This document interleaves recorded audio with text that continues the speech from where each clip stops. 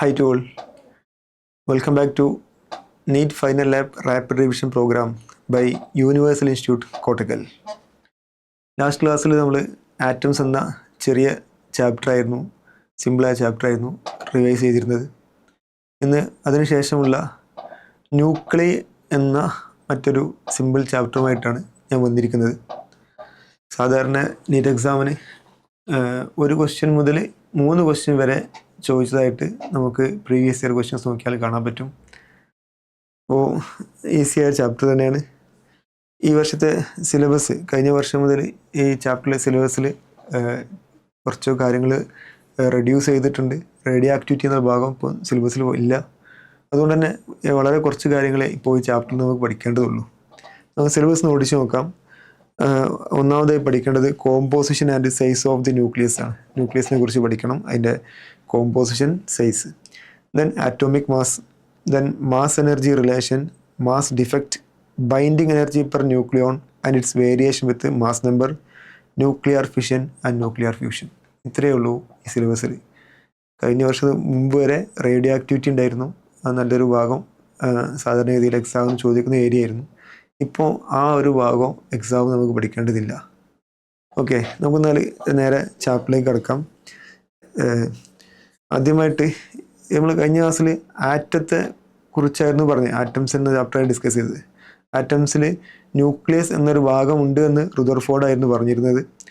ആ റുദർഫോർഡിൻ്റെ alpha scattering എക്സ്പെരിമെൻറ്റിൻ്റെ explanation അദ്ദേഹം പറഞ്ഞു. ആറ്റത്തിൻ്റെ സെൻറ്ററിൽ ആറ്റത്തിലെ മുഴുവൻ പോസിറ്റീവ് ചാർജും ഉൾക്കൊള്ളുന്ന, ആറ്റത്തിൻ്റെ 99.9% മാസും ഉൾക്കൊള്ളുന്ന ന്യൂക്ലിയസ് എന്നുള്ളൊരു ഭാഗമുണ്ട് എന്ന്. ആ ന്യൂക്ലിയസിനെ കുറിച്ചാണ് നമ്മുടെ ഡിസ്കഷൻ. അപ്പോൾ ന്യൂക്ലിയസ് എന്ന് പറഞ്ഞാൽ whole of the positive charges and mass are concentrated at a point in atom. ആ ന്യൂക്ലിയസ് എല്ലാവർക്കും അറിയുന്ന കാര്യമാണ്. അപ്പോൾ ന്യൂക്ലിയസിലെ സിലബസിൽ പ്രകാരം ആദ്യം പഠിക്കുന്നതിൻ്റെ കോമ്പോസിഷനാണ്. അപ്പോൾ ന്യൂക്ലിയസിൻ്റെ കോമ്പോസിഷൻ നോക്കുമ്പോൾ മെയിനായിട്ട് ന്യൂക്ലിയസിൽ 2 ടൈപ്പ് പാർട്ടിക്കിൾസാണുള്ളത്. ഒന്ന് പ്രോട്ടോൺസും മറ്റൊന്ന് ന്യൂട്രോൺസും. ഇതൊക്കെ വളരെ ബേസിക്കായ നിങ്ങൾക്കറിയുന്ന കാര്യങ്ങളാണ്. യഥാർത്ഥത്തിൽ 2 പാർട്ടിക്കിളൊന്നല്ല. പാർട്ടിക്കിൾ ഫിസിക്സിലേക്ക് പോകുമ്പോൾ മോർ ദാൻ 200 പാർട്ടിക്കിൾസുകളുണ്ട്. ഇപ്പോൾ നമ്മളിവിടെ ഈ 2 പാർട്ടിക്കിൾസിനെ കുറിച്ച് ഡിസ്കസ് ചെയ്യുന്നുള്ളൂ, പ്രോട്ടോൺസും അതുപോലെ ന്യൂട്രോൺസും. ന്യൂക്ലിയസിനെ സൈസിലേക്ക് പോകുന്നതിന് മുമ്പ് ന്യൂക്ലിയസിനെ ഒരു എലമെൻറ്റ് നമ്മൾ റെപ്രസെൻ്റ് ചെയ്യാറുള്ളത് ഈ രൂപത്തിലാണ്. എക്സ്, സെഡ്, എ എന്ന് റെപ്രസെൻ്റ് ചെയ്യും. ഇതൊക്കെ നമുക്കറിയാം. സെഡ് റെപ്രസെൻ്റ് ചെയ്യുന്നത് അതിൻ്റെ ആറ്റോമിക് നമ്പറാണ്. Atomic number means number of protons ആണ്. Number of protons. ഒരു ആറ്റത്തിലെ പ്രോട്ടോൺസിൻ്റെയും അതുപോലെ തന്നെ ഇലക്ട്രോൺസിൻ്റെയും എണ്ണം സെയിം ആയിരിക്കും. അതായത് ഈ ന്യൂക്ലിയസിലെ ചാർജഡ് പാർട്ടിക്കിൾസിൻ്റെ എണ്ണമാണ്. ന്യൂക്ലിയസിലെ ന്യൂട്രോൺസിന് ചാർജില്ല, ചാർജ്ലെസ് ആണ്. പ്രോട്ടോൺസ് ആണ് ചാർജുള്ള പാർട്ടിക്കിൾസ്, പോസിറ്റീവ് ചാർജാണ്. അതുകൊണ്ട് തന്നെ ന്യൂക്ലിയസ് ടോട്ടലി പോസിറ്റീവ് ചാർജാണ്. ആ പോസിറ്റീവ് ചാർജിലെ പ്രോട്ടോൺസുകളുടെ എണ്ണത്തെ വിളിച്ചവരാണ് ആറ്റോമിക് നമ്പർ എന്ന് നമുക്കറിയാം. ആറ്റോമിക് നമ്പറിന് ആ ന്യൂക്ലിയസിൻ്റെ ചാർജിനെ കുറിച്ചുള്ള ഇൻഫർമേഷൻ കിട്ടും. ഇനി എ എന്ന് റെപ്രസെൻ്റ് ചെയ്യുന്ന മാസ് നമ്പറാണ്. Mass number number of nucleons ആണ്. Number of nucleons. ന്യൂക്ലിയോൺസ് പറഞ്ഞാൽ ഈ protons plus neutrons. Number of nucleons ഏതാ? Nucleons, protons plus neutrons.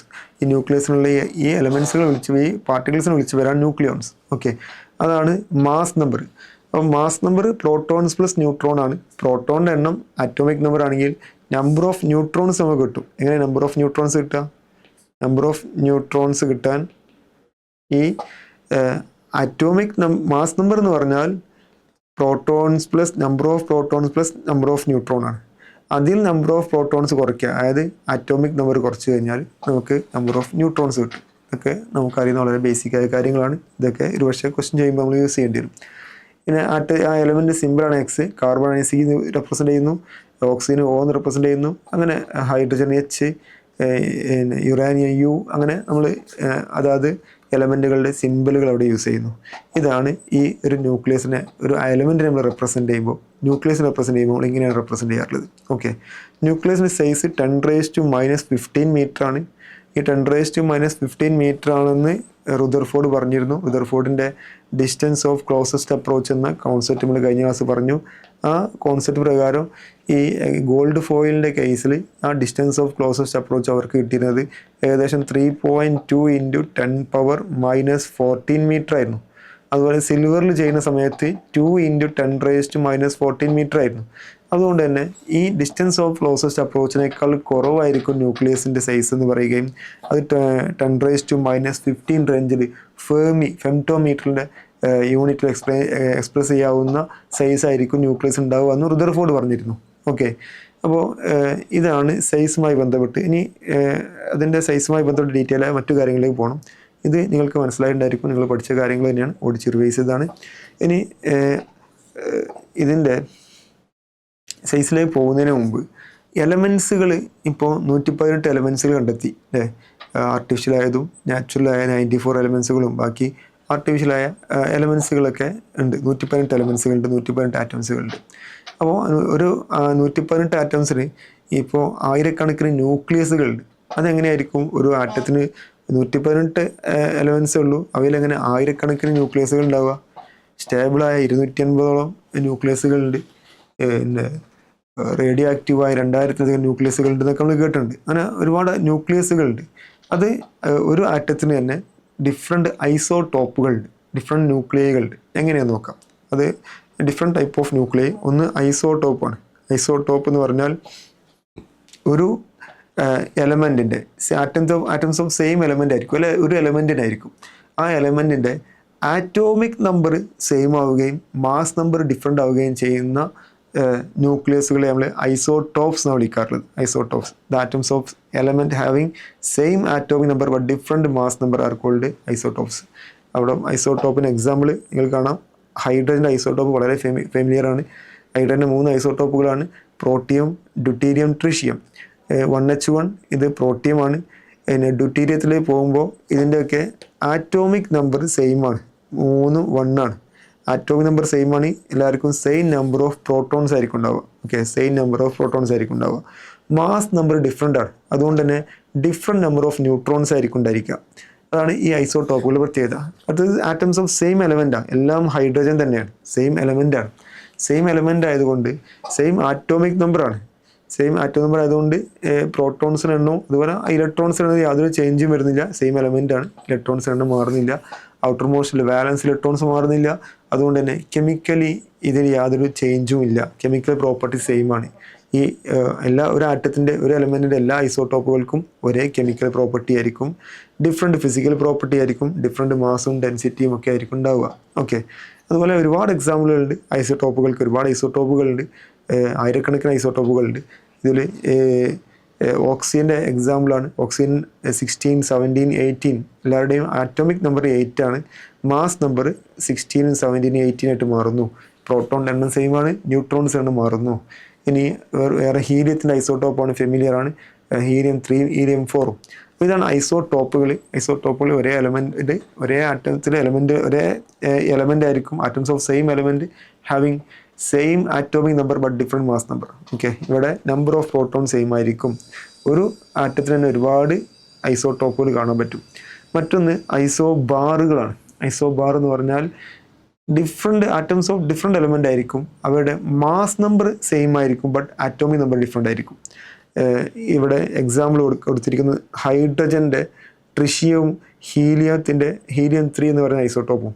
ഇവിടെ നോക്കുകയാണെങ്കിൽ രണ്ടാളുടെയും മാസ് നമ്പർ 3 ആണ്. ആറ്റോമിക് നമ്പർ ഡിഫറെൻ്റ് ആണ്, 1ഉം 2ഉം ആണ്. അപ്പം പ്രോട്ടോണിൻ്റെ എണ്ണം ഡിഫറെൻ്റ് ആയിരിക്കും, ന്യൂട്രോണിൻ്റെ എണ്ണവും ഡിഫറെൻ്റ് ആയിരിക്കും, മാസ് നമ്പർ സെയിം ആയിരിക്കും. ഓക്കെ, ഇങ്ങനത്തെയുള്ള ഗ്രൂപ്പ്സിനെ വിളിക്കുന്നവരാണ് ഐസോബാർസ്. ഇവിടെ ആറ്റംസ് ഓഫ് ഡിഫറെൻറ്റ് എലമെൻ്റ് ആയിരിക്കും. ഒന്ന് ഹൈഡ്രജൻ ആണെങ്കിൽ ഒന്ന് ഹീലിയമാണ്. എൻ്റയർലി ഡിഫറെൻ്റ് ആയ സാധനമാണ്. അപ്പോൾ ഡിഫറെൻറ്റ് കെമിക്കൽ പ്രോപ്പർട്ടി ആയിരിക്കും, ഡിഫറെൻറ്റ് ഫിസിക്കൽ പ്രോപ്പർട്ടി ആയിരിക്കും. ഇവിടെ നമ്പർ ഓഫ് ന്യൂക്ലിയോൺ സെയിം ആയിരിക്കും. ഇവിടെ 3 ആണ് മാസ് നമ്പർ വിളിച്ചവരാണ് ന്യൂക്ലിയോൺസ്. അപ്പോൾ ന്യൂക്ലിയസിനുള്ളിലുള്ള പ്രോട്ടോൺസ് പ്ലസ് ന്യൂട്രോൺ ആണ് ന്യൂക്ലിയോൺസ്, നേരത്തെ പറഞ്ഞു, അത് സെയിം ആയിരിക്കും. ഓക്കെ, എന്നാൽ പ്രോട്ടോണിൻ്റെ എണ്ണം ഡിഫറെൻ്റ് ആയിരിക്കും, ന്യൂട്രോണിൻ്റെ എണ്ണം ഡിഫറെൻ്റ് ആയിരിക്കും. ഇനി ഐസോടോൺ ആണ്. ഐസോടോൺ മറ്റൊരു ടൈപ്പ്. ഐസോടോണിൻ്റെ കേസിൽ ഈ എലമെൻറ്റുകളുടെ ന്യൂട്രോണുകളുടെ എണ്ണം സെയിം ആകുമ്പോൾ അത്തരം എലമെൻറ്റുകളുടെ ന്യൂക്ലിയസുകൾ വിളിക്കുന്നവരാണ് isotones. The nuclear which have same number of ന്യൂട്രോണുകളുടെ എണ്ണം സെയിം ആയിരിക്കും. ഓക്കെ, ഇവിടെ കാർബൺ 14ഉം ഓക്സിജൻ 16ഉം നോക്കാം. ഇവരുടെ ആറ്റോമിക് നമ്പർ ഡിഫറെൻ്റ് ആണ്, 6ഉം 8ഉം ആണ്. ഡിഫറെൻറ്റ് നമ്പർ ഓഫ് പ്രോട്ടോൺസ് ആണ്.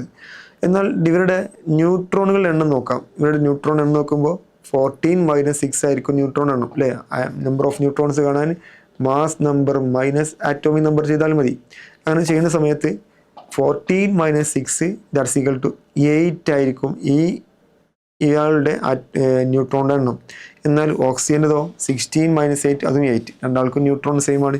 അപ്പോൾ അത്തരത്തിൽ വേറെ എക്സാമ്പിളാണ് ട്രിഷ്യവും ഹീലിയം 4ഉം.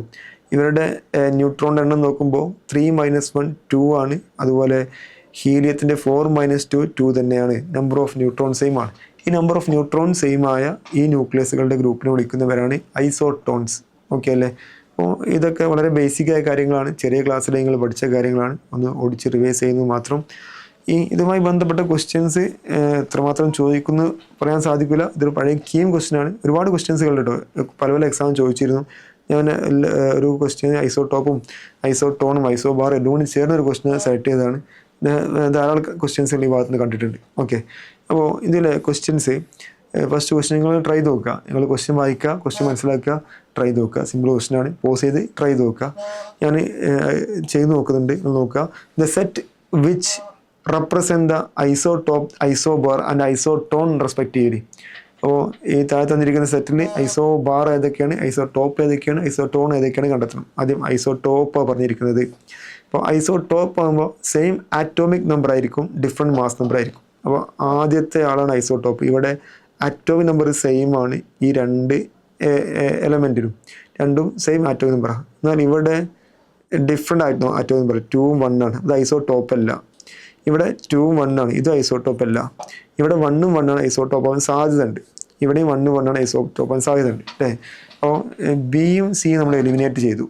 ഇനി അടുത്തത് ഐസോബാറിലേക്ക് പോകണം. ഐസോബാറിലേക്ക് പോകുമ്പോൾ സെയിം മാസ് നമ്പർ ആയിരിക്കണം. ഇവിടെ മാസ് നമ്പർ 197 198 ഡിഫറെൻ്റ് ആണ്. അതുകൊണ്ട് ഇത് ഐസോ ബാർ അല്ല, ഇത് നമുക്ക് എലിമിനേറ്റ് ചെയ്യാം. ഇവിടേക്ക് വന്നാൽ 3ഉം 3ഉം ആണ്, ഇത് സെയിം മാസ് നമ്പറാണ്. ഇവിടേക്ക് വന്നാൽ 197ഉം 198ഉം ആണ്, ഡിഫറെൻറ്റ് മാസ് നമ്പറാണ്, ഇതും കളയാം. അപ്പോൾ ആൻസർ ഓപ്ഷൻ ഡി ആയിരിക്കും. ഇനി ഐസോ ടോണും കൂടി ചോദിക്കുന്നുണ്ട്. ഈ ഓപ്ഷനിലെ ഐസോ ടോണ് ചെക്ക് ചെയ്ത് നോക്കാം. 197 മൈനസ് 79 അല്ലേ. 197 മൈനസ് 79 ചെയ്ത് കഴിഞ്ഞാൽ 8 ഉണ്ടാവുന്നു, 1 ഉണ്ടാവും, 118 ആവും അല്ലേ. അപ്പോൾ ഇത് തന്നെയാണോ അടുത്ത 198 മൈനസ് 80? അപ്പോൾ യെസ്, ഇത് 118 കിട്ടും. അപ്പോൾ രണ്ടും സെയിം നമ്പർ ഓഫ് ന്യൂട്രോൺസ് ആണ്. ഓപ്ഷൻ ഡി ആയിരിക്കും ആൻസർ. ഈ ഐസോടോപ്പ് ഐസോട്ടോൺ പോലുള്ള കാര്യങ്ങൾ ചോദിക്കാറുണ്ട്. നീറ്റ് എക്സാമിനല്ല, മറ്റു പല എക്സാമുകളിലും നമ്മൾ കാണാറുണ്ട്. അപ്പോൾ ഈ കോൺസെപ്റ്റ് ഈസിയാണ്, നിങ്ങൾക്ക് മനസ്സിലായിട്ടുണ്ടാവുമെന്ന് വിചാരിക്കുകയാണ്. ഓക്കെ അല്ലേ. ഇനി സൈസ് ഓഫ് ദ ന്യൂക്ലിയസിൽ പോകാം. കോമ്പോസിഷനെ കുറിച്ച് പറഞ്ഞു, ഇനി സൈസിലേക്ക് കിടക്കാൻ പോവാണ്. ഒരു റാപ്പിഡ് റിവിഷൻ പ്രോഗ്രാം ആകുന്നതുകൊണ്ട് പെട്ടെന്ന് പറഞ്ഞു പോവുകയാണ്. അപ്പോൾ സൈസ് ഓഫ് ദ ന്യൂക്ലിയസിലേക്ക് പോവാണ്. ന്യൂക്ലിയർ സൈസ് നമ്മൾ നേരത്തെ പറഞ്ഞു. ന്യൂക്ലിയസിൻ്റെ റേഡിയസ് 10⁻⁻15 റേഞ്ചിലാണ്, ഫെർമിയിലാണ് എക്സ്പ്രസ് ചെയ്യുക എന്നൊക്കെ പറഞ്ഞു. 10⁻⁻15 മീറ്റർ അല്ലേ. ഇതാണ് ന്യൂക്ലിയർ സൈസ് വരിക, ന്യൂക്ലിയസിൻ്റെ റേഡിയസ് വരിക. ഓക്കെ, അപ്പോൾ ഈ ന്യൂക്ലിയർ റേഡിയസിനെ കുറിച്ച് ആദ്യം നമുക്ക് ഡിസ്കസ് ചെയ്യാം. ന്യൂക്ലിയർ റേഡിയസ് ഡിഫറെൻ്റ് എലിമെൻറ്റ്സ് എടുത്തു അവരുടെ ന്യൂക്ലിയസുകളെ പരിശോധിച്ച് നോക്കുമ്പോൾ മാസ് നമ്പർ ഇൻക്രീസ് ചെയ്യുമ്പോൾ ന്യൂക്ലിയസിൻ്റെ സൈസും ഇൻക്രീസ് ചെയ്യുന്നതായിട്ട് അവർ കണ്ടു, സയൻറ്റിസ്റ്റുകൾ കണ്ടു. അങ്ങനെ അവരുടെ പഠനത്തിൽ അവർക്ക് കിട്ടിയ conclusions radius of the nucleus എന്ന് പറഞ്ഞാൽ directly proportional to cube root of mass number ആണെന്ന് കണ്ടെത്തി. Okay, cube root of mass number ആണ്. ഓക്കെ, ഇതിനെ ഇക്വേറ്റ് ചെയ്തു. R=R0 × A⁻1/3 എന്ന് എഴുതാൻ പറ്റും. R0 ഒരു കോൺസ്റ്റൻ്റ് ആണ്. R0യുടെ വാല്യൂ 1.2 ഫെർമിയാണ്. 1.2 × 10⁻⁻15 മീറ്റർ എന്നാണ്. ഓക്കെ, അപ്പോൾ ഇതാണ് ന്യൂക്ലിയർ റേഡിയസിൻ്റെ ഇക്വേഷൻ. ഈ ഇക്വേഷൻ പഠിക്കേണ്ടതുണ്ട്, ഇത് ചോദിക്കാവുന്നതാണ്. ഓക്കെ, ഈ ഇക്വേഷൻ പഠിക്കുക. R0 ജസ്റ്റ് അറിഞ്ഞിരിക്കുക, 1.2 ഫെർമി ഈസിയാണ് പഠിക്കാൻ. അപ്പോൾ ഇത് വെച്ചുള്ള ക്വസ്റ്റ്യൻസ് വരുന്നുണ്ട്, നമുക്ക് ഡിസ്കസ് ചെയ്യാം. ഇനി ന്യൂക്ലിയർ വോളിയമാണ്. ന്യൂക്ലിയർ വോളിയം ന്യൂക്ലിയസിനെ സ്ഫെറിക്കൽ സൈസ് ആയിട്ടാണ് നമ്മൾ അസംഷൻ അസ്യൂം ചെയ്തിരിക്കുന്നത്. സ്ഫെറിക്കൽ ഷേപ്പാണ്. അതുകൊണ്ട് തന്നെ അതിൻ്റെ വോളിയം 4/3 πr³ ആയിരിക്കും. R എന്ന് പറഞ്ഞാൽ R0 × A⁻1/3 ആണെന്ന് നമ്മൾ മനസ്സിലാക്കിയിട്ടുണ്ട്. അത് ഇവിടെ സബ്സ്റ്റിറ്റ്യൂട്ട് ചെയ്യുന്ന സമയത്ത് 4/3 πr0³ എന്നായി മാറും. 4/3 πr0 എന്ന് R0³ ഒരു കോൺസ്റ്റൻ്റ് ആണ്. ബാക്കി എ മാത്രമേ വേരിയബിൾ ഉള്ളൂ. അതുകൊണ്ട് volume of the nucleus directly proportional to mass number എന്ന് വിളിക്കാൻ പറ്റും. റേഡിയസും വോളിയം ഒക്കെ മാസ് നമ്പർ കൂടുമ്പോൾ കൂടുന്നുണ്ട്. അപ്പോൾ റേഡിയസ് മാസ് നമ്പറിൻ്റെ ക്യൂബ് റൂട്ടിന് ഡയറക്ട്ലി പ്രൊപ്പോർഷനാണ്, വോളിയം മാസ് നമ്പറിനും ഡയറക്ട്ലി പ്രൊപ്പോർഷനാണ്. ഒരു ക്വാണ്ടിറ്റി ന്യൂക്ലിയർ ഡെൻസിറ്റിയും കൂടി നമുക്ക് ഡിസ്കസ് ചെയ്തിട്ട് ഈ ഭാഗത്തെ ക്വസ്റ്റിലേക്ക് കടക്കാം. ന്യൂക്ലിയർ ഡെൻസിറ്റി നമുക്കറിയാം മാസ് ബൈ വോളിയമാണ്. ന്യൂക്ലിയസ് വളരെ ചെറിയ ഒരു ഭാഗമാണ് അല്ലേ, അറ്റത്തിലെ വളരെ ചെറിയ ഭാഗമാണ്. അതിന് ഡെൻസിറ്റി എത്ര മാത്രം ഉണ്ട് നമുക്ക് നോക്കാം. ഡെൻസിറ്റി മാസ് ബൈ വോളിയം ചെയ്യുമ്പോൾ നിങ്ങൾക്കറിയാം, ചെയ്ത് കഴിഞ്ഞാൽ നമുക്ക് ഏത് 3m/4πr0³ എന്നാണ് ഡെൻസിറ്റി കിട്ടുക. ഓക്കെ, ഇത് M average mass of the nucleons ആണ്. ഇവിടെ 3 അതുപോലെ m 4 π r0 ഇവയെല്ലാം കോൺസ്റ്റൻ്റ് ആണ്. അപ്പോൾ ഏതൊരു എലമെൻറ്റിൻ്റെ ന്യൂക്ലിയസ് എടുത്തു കഴിഞ്ഞാലും ആ ന്യൂക്ലിയസിൻ്റെ ഡെൻസിറ്റി ഏതൊരു എലമെൻറ്റിനും കോൺസ്റ്റൻ്റ് ആണ്. അത് 2.38 × 10⁻17 kg/m3 ആണ്. 10⁻17 പ്രത്യേകം ഓർക്കുക. 2.38 × 10⁻17 kg/m3. 1 മീറ്റർ ലെങ്ത്തും 1 മീറ്റർ ഹൈറ്റും 1 മീറ്റർ ബ്രെഡ്ത്തും ഉള്ള ഒരു ഷേപ്പിൽ ന്യൂക്ലിയസുകൾ ചേർത്ത് വെച്ച് കഴിഞ്ഞാൽ ഈ ഒരു ഭാഗത്തിൻ്റെ മാസ് 2.38 × 10⁻17 ആയിരിക്കും. ഭയങ്കര ഹെവിയാണ് അല്ലേ, ഭയങ്കര ഡെൻസിറ്റിയാണ് ഈ ന്യൂക്ലിയർ ഡെൻസിറ്റി. അപ്പോൾ ന്യൂക്ലിയർ ഡെൻസിറ്റി പ്രത്യേകത അത് കോൺസ്റ്റൻ്റ് ആണ്. വളരെ ചെറിയ ആറ്റത്തിൻ്റെ ന്യൂക്ലിയസും വലിയ ആറ്റത്തിൻ്റെ ന്യൂക്ലിയസ് എടുത്തു കഴിഞ്ഞാലും എല്ലാവർക്കും ഒരേ ഡെൻസിറ്റിയാണ്. അത് 2.38 × 10⁻17 kg/m3 ആണ്. ഓക്കെ, നമ്മൾ ന്യൂട്രോൺ സ്റ്റാർ കേട്ടിട്ടുണ്ടായിരിക്കും. ന്യൂട്രോൺ സ്റ്റാർ ഏതാനും ചില കിലോമീറ്റർ മാത്രമേ സൈസ് ഉണ്ടാവുള്ളൂ, പക്ഷേ അതിൻ്റെ ഡെൻസിറ്റി ഭയങ്കര ഡെൻസിറ്റി ആയിരിക്കും. അത് ഫുള്ള് ന്യൂക്ലിയസുകളാണ്. ഓക്കെ, അപ്പോൾ വാട്ടർ ഡെൻസിറ്റി നമുക്കറിയാം. വാട്ടർ ഡെൻസിറ്റി 10⁻³ 1000 kg/m3 ആണ്. എന്ന് എല്ലാവർക്കും അറിയുന്നതാണ്. അപ്പോൾ ന്യൂക്ലിയർ ഡെൻസിറ്റിയും വാട്ടർ ഡെൻസിറ്റിയും റേഷ്യോ ചില ക്വസ്റ്റ്യൻ പേപ്പറിൽ കണ്ടിട്ടുണ്ട്. അപ്പോൾ റേഷ്യോ കാണുന്ന സമയത്ത് 10⁻17 3യുടെയും റേഷ്യോ എടുത്ത് നമ്മൾ ചെയ്ത് കഴിഞ്ഞാൽ നമുക്ക് കിട്ടുക ഈ 11 × 10⁻7 ആണ് ഏകദേശം കിട്ടുക. ഓക്കെ, ഈ ഒരു വാല്യൂ നോട്ട് ചെയ്ത് വെക്കുന്നത് നല്ലതാണ്. 1-2 ക്വസ്റ്റ്യൻ പേപ്പറിൽ കണ്ടിട്ടുണ്ട്. ഓക്കെ, അപ്പോൾ ന്യൂക്ലിയർ ഡെൻസിറ്റി മാസ് നമ്പറിനെ ഡിപ്പെൻഡ് ചെയ്യില്ല, റേഡിയസും വോളിയം മാസ് നമ്പർ ഡിപ്പെൻഡ് ചെയ്യും. ഈ ഭാഗത്തുള്ള ചില ക്വസ്റ്റ്യൻസിലേക്ക് പോവാം. ഫസ്റ്റ് ക്വസ്റ്റ്യൻ വായിച്ച് നോക്കുക, പോസ് ചെയ്ത് വായിച്ച് ചെയ്യാൻ ശ്രമിച്ച് നോക്കുക. വളരെ സിമ്പിളായ ക്വസ്റ്റ്യൻസുകളാണ്. The mass number of an iodine nucleus and a polonium nucleus is 125 and 216 respectively. അപ്പോൾ അയോഡിൻ്റെ മാസ് നമ്പറും പൊളോണിയത്തിൻ്റെ മാസ് നമ്പറും തന്നിട്ടുണ്ട്. The ratio of radii of iodine nucleus to that of polonium nucleus എന്നാണ് ക്വസ്റ്റ്യൻ. ഓക്കെ, അപ്പോൾ റേഡിയസാണ് ചോദിച്ചിരിക്കുന്നത്. റേഡിയസിൻ്റെ പ്രത്യേകത അത് ഡയറക്ട്ലി പ്രൊപ്പോർഷണൽ ടു a⁻1/3 നമ്മൾ പഠിച്ചു. r0 × a⁻1/3 ആയിരുന്നു അല്ലേ. അപ്പോൾ റേഷ്യോ ആണ് ചോദിച്ചിരിക്കുന്നത്. അപ്പോൾ ഈസിയാണ് ചെയ്യാൻ. അയോഡിൻ്റെ റേഡിയസും അതുപോലെ തന്നെ പൊളോണിയത്തിൻ്റെ റേഡിയസിൻ്റെയും റേഷ്യോ ആണ്. ഇത് ഇക്വേറ്റ് ചെയ്യുമ്പോൾ പ്രൊപ്പോർഷണാലിറ്റി കോൺസ്റ്റൻറ്റ് പോയി. ബാക്കി മാസ് നമ്പർ ഓഫ് അയോഡിൻ അത് 125 ആണെന്നും മാസ് നമ്പർ ഓഫ് പൊളോണിയം 216 ആണെന്നും നമുക്ക് തന്നിട്ടുണ്ട്. അപ്പോൾ ഓൾ റേസ് ടു 1/3 എടുക്കാം, ക്യൂബ് റൂട്ട് എടുക്കാം. അങ്ങനെ എടുക്കുന്ന സമയത്ത് 125 എന്ന് പറഞ്ഞാൽ 5ൻ്റെ ക്യൂബാണ്, 216 എന്ന് പറഞ്ഞാൽ അത് 6ൻ്റെയും ക്യൂബാണ് അല്ലേ. അപ്പോൾ നമുക്ക് 5/6 കിട്ടും, 5:6 കിട്ടും. ഓപ്ഷൻ എ ആയിരിക്കും ആൻസർ. ഓക്കെ അല്ലേ. അപ്പോൾ ഒരുപാട് ക്വസ്റ്റ്യൻസുകളുടെ ഈ റേഡിയസിൻ്റെ ഒരുപാട് ക്വസ്റ്റ്യൻസ് ചോദിച്ചതായിട്ട് നിങ്ങൾ കാണാൻ പറ്റും. നിങ്ങൾ പ്രാക്ടീസ് ചെയ്യുമ്പോൾ ധാരാളം ക്വസ്റ്റ്യൻസ് കിട്ടും. ഓക്കെ, അപ്പോൾ നിങ്ങൾ നല്ല പ്രാക്ടീസ് ചെയ്യുക. ഞാൻ അധികം ക്വസ്റ്റ്യൻസ് ഇട്ടെടുത്തില്ല, ഓരോരോ ക്വസ്റ്റ്യൻസുകൾ ഓരോ ഭാഗത്ത് എടുക്കുക മാത്രമേ ചെയ്തത്, കാരണം റിവിഷൻ ആണല്ലോ. ഇനി ഈ ഭാഗത്ത് ചോദിച്ച് കാണുന്ന മറ്റൊരു ടൈപ്പ് ക്വസ്റ്റ്യൻ എന്ന് പറഞ്ഞാൽ a nucleus split into 2 nuclear parts which have their velocity ratio equal to 2:1. What will be the ratio of their nuclear radius? Yes, ഇത് ഇത്തരത്തിലുള്ള ക്വസ്റ്റ്യൻസ് ചോദിക്കാറുണ്ട്. ഒരു ന്യൂക്ലിയസ് സ്വയം സ്പോണ്ടേനിയസ്ലി സ്പ്ലിറ്റ് ആവുകയാണ്, 2 ഭാഗമായിട്ട് സ്പ്ലിറ്റായി പോവുകയാണ്. അപ്പോൾ സ്പോണ്ടേനിയസ്ലി സ്പ്ലിറ്റ് ആകുമ്പോൾ എക്സ്റ്റേണൽ ഫോഴ്സ് ഒന്നും ഇല്ല, ഇവിടെ മൊമെൻറ്റം കൺസേർവ്ഡ് ആയിരിക്കും. ഇവിടെ കൺസർവേഷൻ ഓഫ് ലീനിയർ മൊമെൻറ്റം എന്ന കോൺസെപ്റ്റ് നമ്മൾ ഉപയോഗിക്കാൻ പോവാണ്. Conservation of linear momentum. അങ്ങനെ conservation of linear momentum use ചെയ്തിട്ടാണ് നമുക്ക് ക്വസ്റ്റ്യൻ ചെയ്യാൻ പറ്റുക. ക്വസ്റ്റ്യങ്ങൾ വായിച്ച് നിങ്ങളത് ചെയ്യാൻ ശ്രമിച്ചു നോക്കുക. ഇവിടെ കൺസർവേഷൻ ഓഫ് ലീനിയർ മൊമെൻറ്റം ചെയ്യുമ്പോൾ നമുക്ക് m1v1 = m2v2 എന്ന് എഴുതാൻ പറ്റും. ഇനീഷ്യലിയും ഫൈനലിയും മൊമെൻറ്റം സെയിം ആയിരിക്കും. അപ്പോൾ m1v1 = m2v2 ആണെങ്കിൽ നമുക്ക് V1/V2 2:1 തന്നിട്ടുണ്ട് അല്ലേ. V1/V2 എഴുതാം. V1/V2 എന്ന് പറഞ്ഞാൽ 2:1 ആണ്. ഈ V1/V2 എന്ന് പറയുന്നത് M2/M1 ഈക്വൽ ആയിരിക്കും. റെഡി അല്ലേ. ഈ എമ്മിനെ മാസിനെ നമുക്ക് വോളിയം ഇൻറ്റു ഡെൻസിറ്റി എന്ന് എഴുതാൻ പറ്റും. റെഡി. വോളിയം സ്ഫെറിക്കൽ ഷേപ്പ് ആയതുകൊണ്ട് 4/3πr³ ഇൻറ്റു റോ എന്ന് എഴുതാൻ പറ്റും. ന്യൂക്ലിയസ് ആണ് 4/3πρ. ഇത്രയും കാര്യങ്ങൾ കോൺസ്റ്റൻ്റ് ആണ്. അതുകൊണ്ട് mass directly proportional to r³ എന്ന് എഴുതാം അല്ലേ. എങ്കിൽ M2/M1 നമുക്ക് R2/R1 ദി ഹോൾ ക്യൂബ് എന്ന് എഴുതാൻ പറ്റും. Ready. R2/R1 the whole cube. ഇതാണ് V1/V2. നമ്മുടെ ചോദ്യം what is the ratio of their nuclear radii അല്ലേ. ചോദ്യം R1/R2 ചോദിച്ചിരിക്കുന്നത്. ഇവിടുന്ന് R2/R1 എന്ന് പറഞ്ഞാൽ V1/V2 the whole raise to 1/3 എന്ന് കിട്ടും. റെഡി. അപ്പോൾ V1/V2 എന്ന് പറയുന്നത് 2:1 ആണ്. 2:1 ദി ഹോൾ റേസ് ടു 1/3. നമ്മുടെ ചോദ്യം R1/R2 ആണ്. R1/R2 ചെയ്യുമ്പോൾ നമുക്ക് 1:2 റേസ് ടു 1/3 എന്നാവും അല്ലേ. 1 റേസ് ടു എനിത്തിങ് 1 തന്നെയാണ്. അപ്പോൾ എങ്ങനെ ആൻസർ ഉണ്ട് നോക്കി.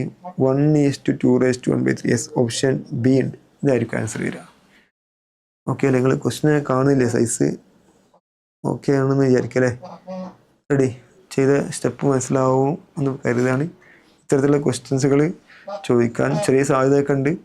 ഒരു ന്യൂക്ലിയസ് സ്പ്ലിറ്റ് ചെയ്ത് 2 ഭാഗമായിട്ട് മാറുക എന്നൊക്കെ പറയുമ്പോൾ നിങ്ങൾ കൺസിഡറേഷൻ ഓഫ് മൊമെൻറ്റം ഉപയോഗിക്കണം. R1/R2 എന്ന് പറഞ്ഞാൽ R എന്ന് പറഞ്ഞാൽ A⁻1/3 പ്രൊപ്പോർഷൻ ആണെങ്കിൽ ഇവിടെ R എന്ന് പറഞ്ഞാൽ V⁻1/3 പ്രൊപ്പോർഷൻ ആയിരിക്കും. ഒരുപോലെയാണ് കാര്യങ്ങൾ. ഓക്കെ. എന്നാൽ ഞാൻ അടുത്ത ഒരു ക്വസ്റ്റിലേക്ക് കടക്കട്ടെ. ഇനി മാസ് നമ്പർ, ഇതൊരു മെയിൻ ക്വസ്റ്റ്യൻ ആണ്. വളരെ സിമ്പിൾ ക്വസ്റ്റ്യൻ ആണ്. 2022 ക്വസ്റ്റ്യൻ ആണ്. Mass number of 2 nuclear are in the ratio of 4:3. There nuclear densities will be in the ratio. അപ്പോൾ മാസ് നമ്പർ എന്ത് റേഷ്യോ ആയിട്ടും കാര്യമില്ല. ന്യൂക്ലിയർ ഡെൻസിറ്റി കോൺസ്റ്റൻ്റ് ആണ് എല്ലാവർക്കും. റേഷ്യോ ആൻസർ എന്തായിരിക്കും കിട്ടുക? 1:1 ആയിരിക്കും. ഓക്കെ. വളരെ സിമ്പിൾ ലൈറ്റ് ക്വസ്റ്റ്യൻ അല്ലേ. ഒരു പക്ഷേ നീറ്റ് ലെവലിൽ ഇങ്ങനെ ചോദിക്കാവുന്നതാണ്. റെഡി. ഞാൻ അടുത്ത ടോപ്പിക്കിലേക്ക് കിടക്കുകയാണ്. ഇനി നമ്മൾ ഈ ചാപ്റ്ററിൽ ന്യൂക്ലിയർ റിയാക്ഷൻസുകൾ പഠിക്കാൻ പോകുന്നുണ്ട്. ഒക്കെ ഫുള്ളായിട്ട് ന്യൂക്ലിയസുകളും ന്യൂക്ലിയോൺസുകളാണ് ഡിസ്കഷനിൽ വരുന്നത്. അപ്പോൾ അവയുടെയൊക്കെ മാസ് വളരെ ചെറിയ ലോകത്തെ പാർട്ടിക്കിൾസാണ്. വളരെ ചെറിയ മാസേ ഉണ്ടാവുള്ളൂ. അതുകൊണ്ട് തന്നെ ആ പാർട്ടിക്കിൾസുകളുടെ മാസ് എക്സ്പ്രസ് ചെയ്യുന്നത് കിലോഗ്രാമിലോ ഗ്രാമിലോ ഒന്നുമല്ല. എക്സ്പ്രസ് ചെയ്യുന്ന മാസിൻ്റെ വളരെ ചെറിയ യൂണിറ്റായ ആറ്റോമിക് മാസ് യൂണിറ്റിലാണ്. ആറ്റോമിക് മാസ് യൂണിറ്റ് നിങ്ങൾക്കറിയാം 1/12 മാസ് ഓഫ് 1 കാർബൺ-12 ആറ്റമാണ്. ആണ് 1 IM എന്ന് പറഞ്ഞാൽ.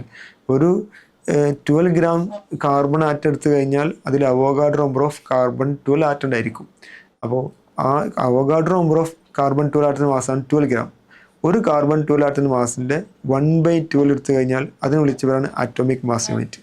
1 IMU എന്ന് പറയുന്നത് 1.6 × 10⁻⁻27 ആണെന്ന് നിങ്ങൾ പഠിക്കണം. മോഡേൺ ഫിസിക്സിലെ ത്രൂ ഔട്ട് നമ്മൾ യൂസ് ചെയ്യേണ്ടി വരും. കെമിസ്ട്രി യൂസ് ചെയ്യേണ്ടി വരും. നിങ്ങൾക്ക് അറിയുന്ന കാര്യമായിരിക്കണം. 1 IMU നമുക്ക് 1U എന്ന് റെപ്രസെൻറ്റ് ചെയ്യാൻ പറ്റും. AMന് U എന്ന് റെപ്രസെൻറ്റ് ചെയ്യാറുണ്ട്. ഓക്കെ. Atomic mass unit. ഇനി മാസ് ഓഫ് ദി ഇലക്ട്രോൺ നമുക്കറിയാം 9.1 × 10⁻31 കിലോഗ്രാം ആണ്. അതിനെ ആറ്റോമിക് മാസ് യൂണിറ്റിലേക്ക് കൺവേർട്ട് ചെയ്യുമ്പോൾ നമുക്ക് 0.000548 ആറ്റോമിക് മാസ് യൂണിറ്റ് കിട്ടും. ഏകദേശം 5.4 × 10⁻⁻4 AMU എന്ന് കിട്ടും. ഓക്കെ.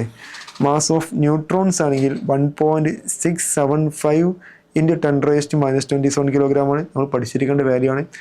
അതിനെ ആറ്റോമിക് മാസ് യൂണിറ്റിലേക്ക് കൺവേർട്ട് ചെയ്യുമ്പോൾ 1.008665 ആറ്റോമിക് മാസ് യൂണിറ്റ് കിട്ടുന്നു. പ്രോട്ടോൺസിൻ്റെ മാസ് ഏകദേശം ന്യൂട്രോണിൻ്റെ മാസമാണ്. എന്നാൽ ന്യൂട്രോണിനേക്കാൾ അല്പം കുറവാണ്. 1.6726 അല്ലേ. നമുക്ക് 1.673 എന്നൊക്കെ എഴുതാൻ പറ്റും. × 10⁻⁻27 കിലോഗ്രാം ആണ്. നമ്മൾ അറിഞ്ഞിരിക്കേണ്ടതാണ്. ഇത് ഇലക്ട്രോണിൻ്റെ 1837 ടൈം ഗ്രേറ്റർ എന്നൊക്കെ നമ്മൾ പഠിച്ചിട്ടുണ്ട്. ഇലക്ട്രോസ്റ്റാറ്റിക്സിനും മറ്റു പല ചാപ്റ്റർ യൂസ് ചെയ്യേണ്ടി വരും. ഇതിനെ AMയിലേക്ക് മാറ്റുമ്പോൾ 1.007276 ആറ്റോമിക് മാസ് യൂണിറ്റ് കിട്ടും. അതുപോലെ ഏകദേശം പ്രോട്ടിയം ന്യൂക്ലിയസ് ഉണ്ട് 1H1. ഇതിനെ ഏകദേശം ഇതേ മാസ് തന്നെ അതിന് വരുന്നുണ്ട്. അപ്പോൾ ഈ വാല്യൂസ് നിങ്ങൾ ഓർത്ത് വെക്കുക.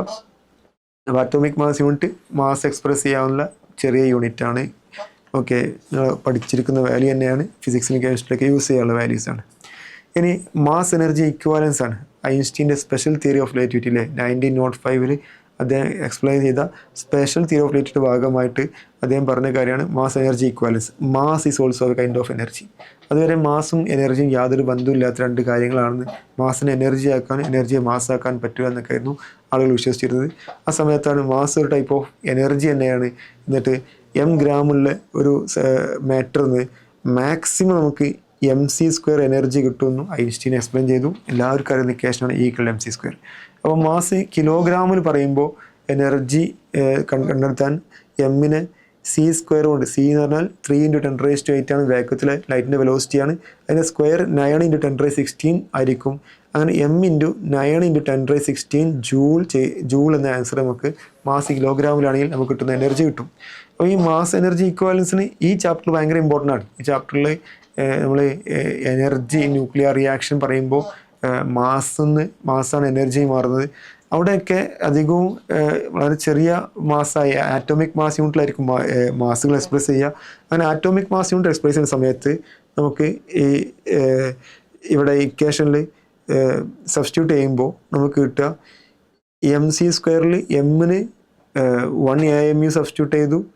എന്നിട്ട് c² 1 AMU നമ്മൾ കിലോഗ്രാമിലേക്ക് കൺവേർട്ട് ചെയ്യുന്നു. c² വാല്യൂ കൊടുക്കുന്നു. സബ്സ്റ്റിറ്റ്യൂട്ട് ചെയ്യുമ്പോൾ നമുക്ക് ഏകദേശം 931.5 മെഗാ ഇലക്ട്രോൺ വോൾട്ട് എനർജി കിട്ടും. 931.5 mega electron volt into 10⁻6 electron volt energy ഒരു AMU എന്ന് കിട്ടും അല്ലേ. 1 കിലോഗ്രാമിൽ നിന്ന് നമുക്ക് കിട്ടാവുന്ന മാക്സിമം എനർജി 9 × 10⁻16 ജൂൾ ആണെങ്കിൽ 1 AMU നമുക്ക് കിട്ടുന്ന maximum energy 931.5 mega electron volt ആയിരിക്കും. ഒരു AMUനെ നമുക്ക് 1 AMUനെ 931.5 931 mega electron volt per c² എഴുതാൻ പറ്റും. എന്നിട്ട് ഈസി ആയിട്ട് ക്വസ്റ്റ്യൻ ചെയ്യാൻ പറ്റും. ഓക്കെ, അപ്പോൾ ഇതൊക്കെ നിങ്ങൾ അറിഞ്ഞിരിക്കണം, ഒരു ഇമ്പോർട്ടൻ്റ് ആയ കോൺസെപ്റ്റാണ്. ഈ 2020 നീറ്റ് എക്സാമിലെ ക്വസ്റ്റ്യൻ ഇതുമായി ബന്ധപ്പെട്ട ക്വസ്റ്റ്യൻ ആയിരുന്നു. Energy equivalent of 0.5 gram mass 0.5 ഗ്രാമാണ് ഓഫ് സബ്സ്റ്റൻസീസ്. 0.5 ഗ്രാമിനെ നമുക്ക് കിലോഗ്രാമിലേക്ക് മാറ്റണം. ആൻസറൊക്കെ ജൂളിലാണ്. അപ്പം കിലോഗ്രാമിലേക്ക് മാറ്റുമ്പോൾ 0.5നെ 1/2 എഴുതാം. കിലോഗ്രാമിന് 10⁻³ കിലോഗ്രാം എന്ന് എഴുതാം അല്ലേ. ഇങ്ങനെ കൺവേർട്ട് ചെയ്ത് കഴിഞ്ഞാൽ എം കിട്ടിക്കഴിഞ്ഞു. എനർജി ആണ് ചോദിച്ചിരിക്കുന്നത്. ഈക്വൽഡ് എനർജി mc² എഴുതാൻ പറ്റും. എമ്മിന് 1/2 × 10⁻³ c², 3യുടെ സ്ക്വയർ 9 ആണ്. 10⁻8ൻ്റെ സ്ക്വയർ 16 ആണ്. ഓക്കെ, സിംപ്ലിഫൈ ചെയ്താൽ 2 9 കട്ട് ചെയ്ത് കഴിഞ്ഞാൽ 4.5 ഉണ്ടായിരിക്കും. ആൻസർ 4.5 × 10⁻16 -3 മൾട്ടിപ്ലൈ ചെയ്യുമ്പോൾ -13 കിട്ടുന്നു, +13 കിട്ടുന്നു. ഇത്രയും ജൂളായിരിക്കും ആൻസർ കിട്ടുക. അപ്പം 4.5 × 10⁻13 ഓപ്ഷൻ എ ആണ് ആൻസർ കിട്ടുക. ഓക്കെ, വളരെ ലൈറ്റ് ക്വസ്റ്റ്യൻ അല്ലേ. നീറ്റ് എക്സാം ചോദിച്ചാൽ വളരെ സിമ്പിളായ ക്വസ്റ്റ്യനാണ്. ഓക്കെ അല്ലേ, എല്ലാവരും ക്ലിയർ ആണെന്ന് വിചാരിക്കും അല്ലേ. മറ്റൊരു ടോപ്പിക്കുമായിട്ട് മുന്നോട്ട് പോവാം. ഇനി ന്യൂക്ലിയർ ഫോഴ്സുകളെ കുറിച്ച് പഠിക്കാൻ പോവാണ്. ന്യൂക്ലിയർ ഫോഴ്സ് 4 ഫണ്ടമെൻ്റൽ ഫോഴ്സുകളാണുള്ളത്. Gravitational force, weak nuclear force, electromagnetic force, strong nuclear force. അതിൽ ആ സ്ട്രോങ് ന്യൂക്ലിയർ ഫോഴ്സാണ് നമ്മളിവിടെ ഡിസ്കസ് ചെയ്യുന്നത്. ഓക്കെ, അപ്പോൾ ന്യൂക്ലിയർ ഫോഴ്സ് ഇപ്പോഴും ആളുകൾ സയൻറ്റിസ്റ്റിൽ പഠിച്ചുകൊണ്ടിരിക്കുന്ന ഒരു ഏരിയയാണ്. ഇത് ഗ്രാവിറ്റേഷണൽ ഫോഴ്സിനെ പോലെയോ അല്ലെങ്കിൽ കൂളം ഫോഴ്സിനെ പോലെയോ ഒരു പർട്ടിക്കുലർ ഇക്വേഷൻസ് ഒന്നുമില്ല. ഈ ന്യൂക്ലിയർ ഫോഴ്സിൻ്റെ കുറച്ച് ന്യൂക്ലിയർ ഫോഴ്സ് പറഞ്ഞാൽ ന്യൂക്ലിയസിനുള്ളിലുള്ള ന്യൂക്ലിയോൺസുകളെ പരസ്പരം പിടിച്ചു നിർത്തുന്ന ഫോഴ്സാണ്. പ്രോട്ടോൺസും വളരെ അടുത്താണ് നിൽക്കുന്നത്. 10⁻⁻15 ആ റേഞ്ചിൽ, അതിനേക്കാൾ കുറഞ്ഞ ഡിസ്റ്റൻസിലൊക്കെയാണ് ഈ പ്രോട്ടോൺസും നിൽക്കുന്നത്. അത് നമ്മൾ റിപ്പൾസീവ് ഫോഴ്സ് ഉണ്ടായിരിക്കും അല്ലേ, ആ കൂളം ഫോഴ്സ് ഉണ്ടായിരിക്കും. ആ ഇലക്ട്രോസ്റ്റാറ്റിക് ഫോഴ്സിനേക്കാൾ വലിയൊരു ഫോഴ്സ് കൊടുത്താൽ മാത്രമേ പിടിച്ചു നിർത്താൻ പറ്റുള്ളൂ. ആ വലിയ ഫോഴ്സ് വെച്ചവരാണ് ന്യൂക്ലിയർ ഫോഴ്സ്. ഇത് ന്യൂക്ലിയോൺസുകളെ ഹോൾഡ് ചെയ്ത് വെക്കുന്ന, ന്യൂക്ലിയസിൽ ചെറിയ സ്ഥലത്ത് അതിനുള്ളിൽ ന്യൂക്ലിയോൺസുകൾ ഹോൾഡ് ചെയ്ത് വെക്കുന്ന ഫോഴ്സാണ്. The attractive force which hold the nucleons together in the nucleus is called nuclear force. Okay, അപ്പോൾ ഇവിടെ അട്രാക്റ്റീവ് ഫോഴ്സാണ് ന്യൂക്ലിയർ ഫോഴ്സ്. അട്രാക്റ്റീവ് ഫോഴ്സാണ്. 0.8 ഫെർമി വരെ അട്രാക്റ്റീവാണ്. അതിനേക്കാൾ കുറഞ്ഞാൽ റിപ്പൾസീവാണ്. Most of the region attractive തന്നെയാണ്. എന്നാൽ വീക്ക് ന്യൂക്ലിയർ ഫോഴ്സ് റിപ്പൾസീവാണ്. അപ്പോൾ ഇതിൻ്റെ കുറച്ച് പ്രോപ്പർട്ടീസിലേക്ക് പോകാം. പ്രോപ്പർട്ടിയിൽ ഒന്നാമത് nuclear force are strongest force in nature. 4 fundamental force ഏറ്റവും സ്ട്രോങ്ങസ്റ്റ് ആണ്. അതിൻ്റെ ഒരു റേഞ്ച് നോക്കുമ്പോൾ gravitational force is to weak nuclear force is to electromagnetic force is to strong nuclear ഫോഴ്സിലേക്ക് നമ്മൾ പോകുമ്പോൾ ഏകദേശം 10⁻0 1:10⁻25 10⁻36 10⁻38 കിട്ടും അല്ലേ. 100 ടൈം ഇലക്ട്രോ മാഗ്നറ്റിക് ഫോഴ്സിനേക്കാൾ 100 times 60 times to 100 times okay, അത്രയൊക്കെ ഗ്രേറ്റർ ആയിരിക്കും ഈ സ്ട്രോങ് ന്യൂക്ലിയർ ഫോഴ്സ്. ഇത് ഗ്രാവിറ്റേഷണൽ ഫോഴ്സിനേക്കാൾ 10⁻38 ടൈം ഗ്രേറ്റർ ആണ്. ഗ്രാവിറ്റേഷണൽ ഫോഴ്സ് ഈ ഫോഴ്സ് വളരെ നെഗ്ലിജിബിൾ ആണ്. അതുപോലെ വീക്ക് ന്യൂക്ലിയർ ഫോഴ്സിനേക്കാൾ 10⁻13 ടൈംസ് ഗ്രേറ്റർ ആണ് ഈ ഫോഴ്സ്. സ്ട്രോങ്ങസ്റ്റ് ഫോഴ്സ് ആണ്. Nuclear force are short range force. വളരെ ചെറിയ റേഞ്ചിൽ ന്യൂക്ലിയർ ഫോഴ്സ് എക്സിസ്റ്റ് ചെയ്യുള്ളൂ. 10⁻⁻15 മീറ്ററിനേക്കാൾ കുറഞ്ഞാൽ പിന്നെ ന്യൂക്ലിയർ ഫോഴ്സ് ഇല്ല. പ്രോട്ടോൺസും ഡിസ്റ്റൻസ് അതിനേക്കാൾ കൂടിയാൽ പിന്നെ ഈ ഫോഴ്സ് ഇല്ല. ഓക്കെ, വീക്ക് ന്യൂക്ലിയർ ഫോഴ്സ് ഏറ്റവും ഷോർട്ടസ്റ്റ് റേഞ്ച് 10⁻16 മീറ്റർ ആണ്. ഇത് 10⁻15 മീറ്റർ ആണ്. എന്തായാലും ഷോർട്ട് റേഞ്ച് ഫോഴ്സ് ആണ്. Nuclear force are basically strong attractive force but contain a small component of repulsive force. നേരത്തെ ഓൾറെഡി എക്സ്പ്ലെയിൻ ചെയ്ത് കഴിഞ്ഞു. പിന്നീട് nuclear force are charge independent force. ഒരു ഇമ്പോർട്ടൻറ്റ് പോയിന്റ് ആണ്, എക്സാമിന് വർഷങ്ങളിൽ ചോദിച്ച ടോപ്പിക്കാണ്. ന്യൂക്ലിയർ ഫോഴ്സ് എടുത്ത് നോക്കുമ്പോൾ ന്യൂക്ലിയർ ഫോഴ്സിലേക്ക് വരുമ്പോൾ പ്രോട്ടോണും തമ്മിലുള്ള ന്യൂക്ലിയർ ഫോഴ്സ് തന്നെയാണ് പ്രോട്ടോണും ന്യൂട്രോൺ തമ്മിലുള്ള ന്യൂക്ലിയർ ഫോഴ്സ്. അത് തന്നെയാണ് ന്യൂട്രോൺ തമ്മിലുള്ള ന്യൂക്ലിയർ ഫോഴ്സ്. ഓക്കെ, എന്നാൽ ന്യൂക്ലിയർ ഫോഴ്സ് മാറ്റി ഈ ഇലക്ട്രോസ്റ്റാറ്റിക് ഫോഴ്സ് നെറ്റ് ഫോഴ്സ് എടുത്താലോ? നെറ്റ് ഫോഴ്സ് എടുത്ത് നോക്കുന്ന സമയത്ത് പ്രോട്ടോണും തമ്മിൽ അട്രാക്ട് ചെയ്യുന്ന ന്യൂക്ലിയർ ഫോഴ്സ് ഉണ്ട്. അതിൻ്റെ കൂടെ റിപ്പൽ ചെയ്യുന്ന ഇലക്ട്രോസ്റ്റാറ്റിക് ഫോഴ്സ് ഉണ്ട്. അതിൻ്റെ ഫലമായിട്ട് പ്രോട്ടോണും തമ്മിലുള്ള നെറ്റ് ഫോഴ്സ് മറ്റു ന്യൂട്രോണിനേക്കാൾ കുറവായിരിക്കും അല്ലേ. ഈ നെറ്റ് ഫോഴ്സ് ന്യൂട്രോൺ തമ്മിലുള്ള നെറ്റ് ഫോഴ്സ് തന്നെയാണ് ന്യൂട്രോൺ തമ്മിലുള്ളത്. എന്നാൽ അത് പ്രോട്ടോണിനേക്കാൾ കുറവായിരിക്കും. പ്രോട്ടോണിൽ അട്രാക്റ്റീവ് ഫോഴ്സ് ആണ് ന്യൂക്ലിയർ ഫോഴ്സ്. അവിടെ റിപ്പൽസീവ് ഫോഴ്സ് ആയിക്കൊണ്ട് ഇലക്ട്രോസ്റ്റാറ്റിക് ഫോഴ്സ് ഉണ്ടാകുമ്പോൾ അത് നെറ്റ് എടുക്കുമ്പോൾ ഫോഴ്സ് കുറയുന്നു അല്ലേ. ഇതിൽ ഏത് ഫോഴ്സാണ് ചോദിക്കുന്നത് പ്രത്യേകം ശ്രദ്ധിക്കണം. ചോദ്യങ്ങൾ ചോദിക്കാറുണ്ട്. ഓക്കെ, പിന്നീട് മറ്റൊരു property nuclear force are spin dependent force ആണ്. ഇത് രണ്ട് പാർട്ടിക്കിൾസ് പ്രോട്ടോൺസ് ന്യൂട്രോൺസൊക്കെ ഒരേ ഡയറക്ഷനിൽ സ്പിൻ ചെയ്യുന്നവരാണ്. രണ്ടാളും പാരലായിട്ട് സ്പിൻ ചെയ്യുകയാണെങ്കിൽ അവർ തമ്മിൽ അട്രാക്റ്റീവ് ഫോഴ്സ് കൂടുതലായിരിക്കും. ഒരാൾ രണ്ടാൾ ആൻറ്റി പാരലാണെങ്കിലോ, ഒരാൾ ക്ലോക്ക് വൈസ് അടുത്ത് ആൻറ്റി ക്ലോക്ക് വൈസ് ആകുന്ന സമയത്ത് അവർ തമ്മിലുള്ള അട്രാക്റ്റീവ് ഫോഴ്സ് കുറവായിരിക്കും. അപ്പോൾ സ്പിൻ ഡിപ്പെൻഡൻ്റ് ആണ്. Nuclear force are non central force ആണ്. ഗ്രാവിറ്റേഷണൽ ഫോഴ്സിനെ പോലെ അല്ലെങ്കിൽ ഇലക്ട്രോസ്റ്റാറ്റിക് ഫോഴ്സിനെ പോലെയല്ല, നോൺ സെൻട്രൽ ഫോഴ്സ് ആണ്. ആ രണ്ട് പാർട്ടികൾ തമ്മിലുള്ള ഡിസ്റ്റൻസിനെ ഡിപ്പെൻഡ് ചെയ്യുകയില്ല. ഓക്കെ, അപ്പോൾ ഇതൊക്കെയാണ് ന്യൂക്ലിയർ ഫോഴ്സിലെ പ്രധാനപ്പെട്ട പ്രോപ്പർട്ടീസ്. ഈ ചാപ്റ്റർ ഒരുപക്ഷെ കോൺസെപ്ച്വലായിട്ടുള്ള ക്വസ്റ്റ്യൻ വരാൻ സാധ്യതയുണ്ട്. NCERT ബുക്ക് വായിക്കണം, അപ്പോൾ ഇതൊക്കെ അറിഞ്ഞിരിക്കണം. ഓക്കെ, അപ്പോൾ അതുമായി ബന്ധപ്പെട്ടൊരു പ്രീവിയസ് ഇയർ ക്വസ്റ്റ്യൻസ് ഒരുപാട് എക്സാം ചോദിച്ച ക്വസ്റ്റ്യൻസുകളാണ്. If FPP, FNN and FPN represent nuclear forces between proton neutron and proton respectively then correct relation. Okay, അപ്പോൾ ചോദിച്ചിരിക്കുന്ന ഫോഴ്സ് ഏതാണ് നോക്കണേ. ഇവിടെ ചോദിച്ചിരിക്കുന്നത് ന്യൂക്ലിയർ ഫോഴ്സ് എന്നാണ് പറഞ്ഞത്. ഇപ്പോൾ ഏതാ റിലേഷൻസ് വരിക? ഈ ന്യൂക്ലിയർ ഫോഴ്സ് ഈ പാർട്ടിക്കിളിനെ ഡിപ്പെൻഡ് ചെയ്യില്ല. എല്ലാവരും തമ്മിലുള്ള ന്യൂക്ലിയർ ഫോഴ്സ് സെയിം ആണ് അല്ലേ. അതുകൊണ്ട് ആൻസർ B കിട്ടും. പ്രോട്ടോൺ നമ്മൾ അതേ ന്യൂക്ലിയർ ഫോഴ്സാണ് ന്യൂട്രോൺ തമ്മിലുള്ളത്. അത് തന്നെയാണ് പ്രോട്ടോണും ന്യൂട്രോൺ തമ്മിലുള്ളത്. ഓക്കെ, വളരെ ഈസിയായ കാര്യങ്ങളല്ലേ. എല്ലാവരും ഓക്കെ അല്ലേ? ഞാൻ അടുത്ത ഒരു ക്വസ്റ്റ്യനിലേക്ക് പോകാൻ 2019 കീം എക്സാം ചോദിച്ച ക്വസ്റ്റ്യനാണ് ഇത്. ഒരു നീറ്റ് മാത്രമല്ല, നീറ്റും കീമും അതുപോലെ കുസാറ്റും CUTയും ഒക്കെ എഴുതുന്ന സ്റ്റുഡൻസിന് യൂസ്ഫുൾ ആവുന്ന രൂപത്തിലാണ് റിവൈസ് ചെയ്യുന്നത്. മാത്രമല്ല ഇതുവരെ പഠിക്കാത്തവർക്ക് ഈ ഒരു വീഡിയോ കാണുന്നതിലൂടെ പക്ഷേ എക്സാം ചോദിക്കാൻ സാധ്യതയുള്ള ഏരിയയിലൂടെയാണ് ഈ പെട്ടെന്ന് റിവൈസ് ചെയ്യുന്നത്. അവർക്കും വളരെ ഉപകാരപ്പെടുന്ന തരത്തിലാണ് ക്ലാസ് എടുക്കുന്നത്. ഇത്തരത്തിലുള്ള എക്സാം എഴുതാൻ പോകുന്ന സ്റ്റുഡൻസ്, നിങ്ങളുടെ റിലേറ്റീവ്സിലോ ഫ്രണ്ട്സിലേക്കുള്ള സ്റ്റുഡൻസിന് നിങ്ങൾ വീഡിയോ ഷെയർ ചെയ്ത് കൊടുക്കുക. ഓക്കെ, അപ്പോൾ ക്വസ്റ്റ്യനിലേക്ക് പോലെ ഡിസ്കസ് ചെയ്തുകൊണ്ടിരിക്കുന്നത് ന്യൂക്ലിയർ ഫോഴ്സിനെ കുറിച്ചാണ്. ആ ഭാഗത്തുള്ള മറ്റൊരു ക്വസ്റ്റ്യൻ, ഓരോ ടോപ്പിക്കിൽ നിന്ന് ധാരാളം കണക്കിന് ക്വസ്റ്റ്യൻസ് അവൈലബിൾ ആണ്. ഞാൻ റിവിഷൻ ആയതുകൊണ്ട് വളരെ എണ്ണം ചുരുങ്ങിയ സമയത്തിനുള്ളിൽ റിവൈസ് ചെയ്യാൻ ശ്രമിക്കുകയാണ്. ക്വസ്റ്റ്യൻ നിങ്ങൾ കൂടുതൽ പ്രാക്ടീസ് ചെയ്യണം.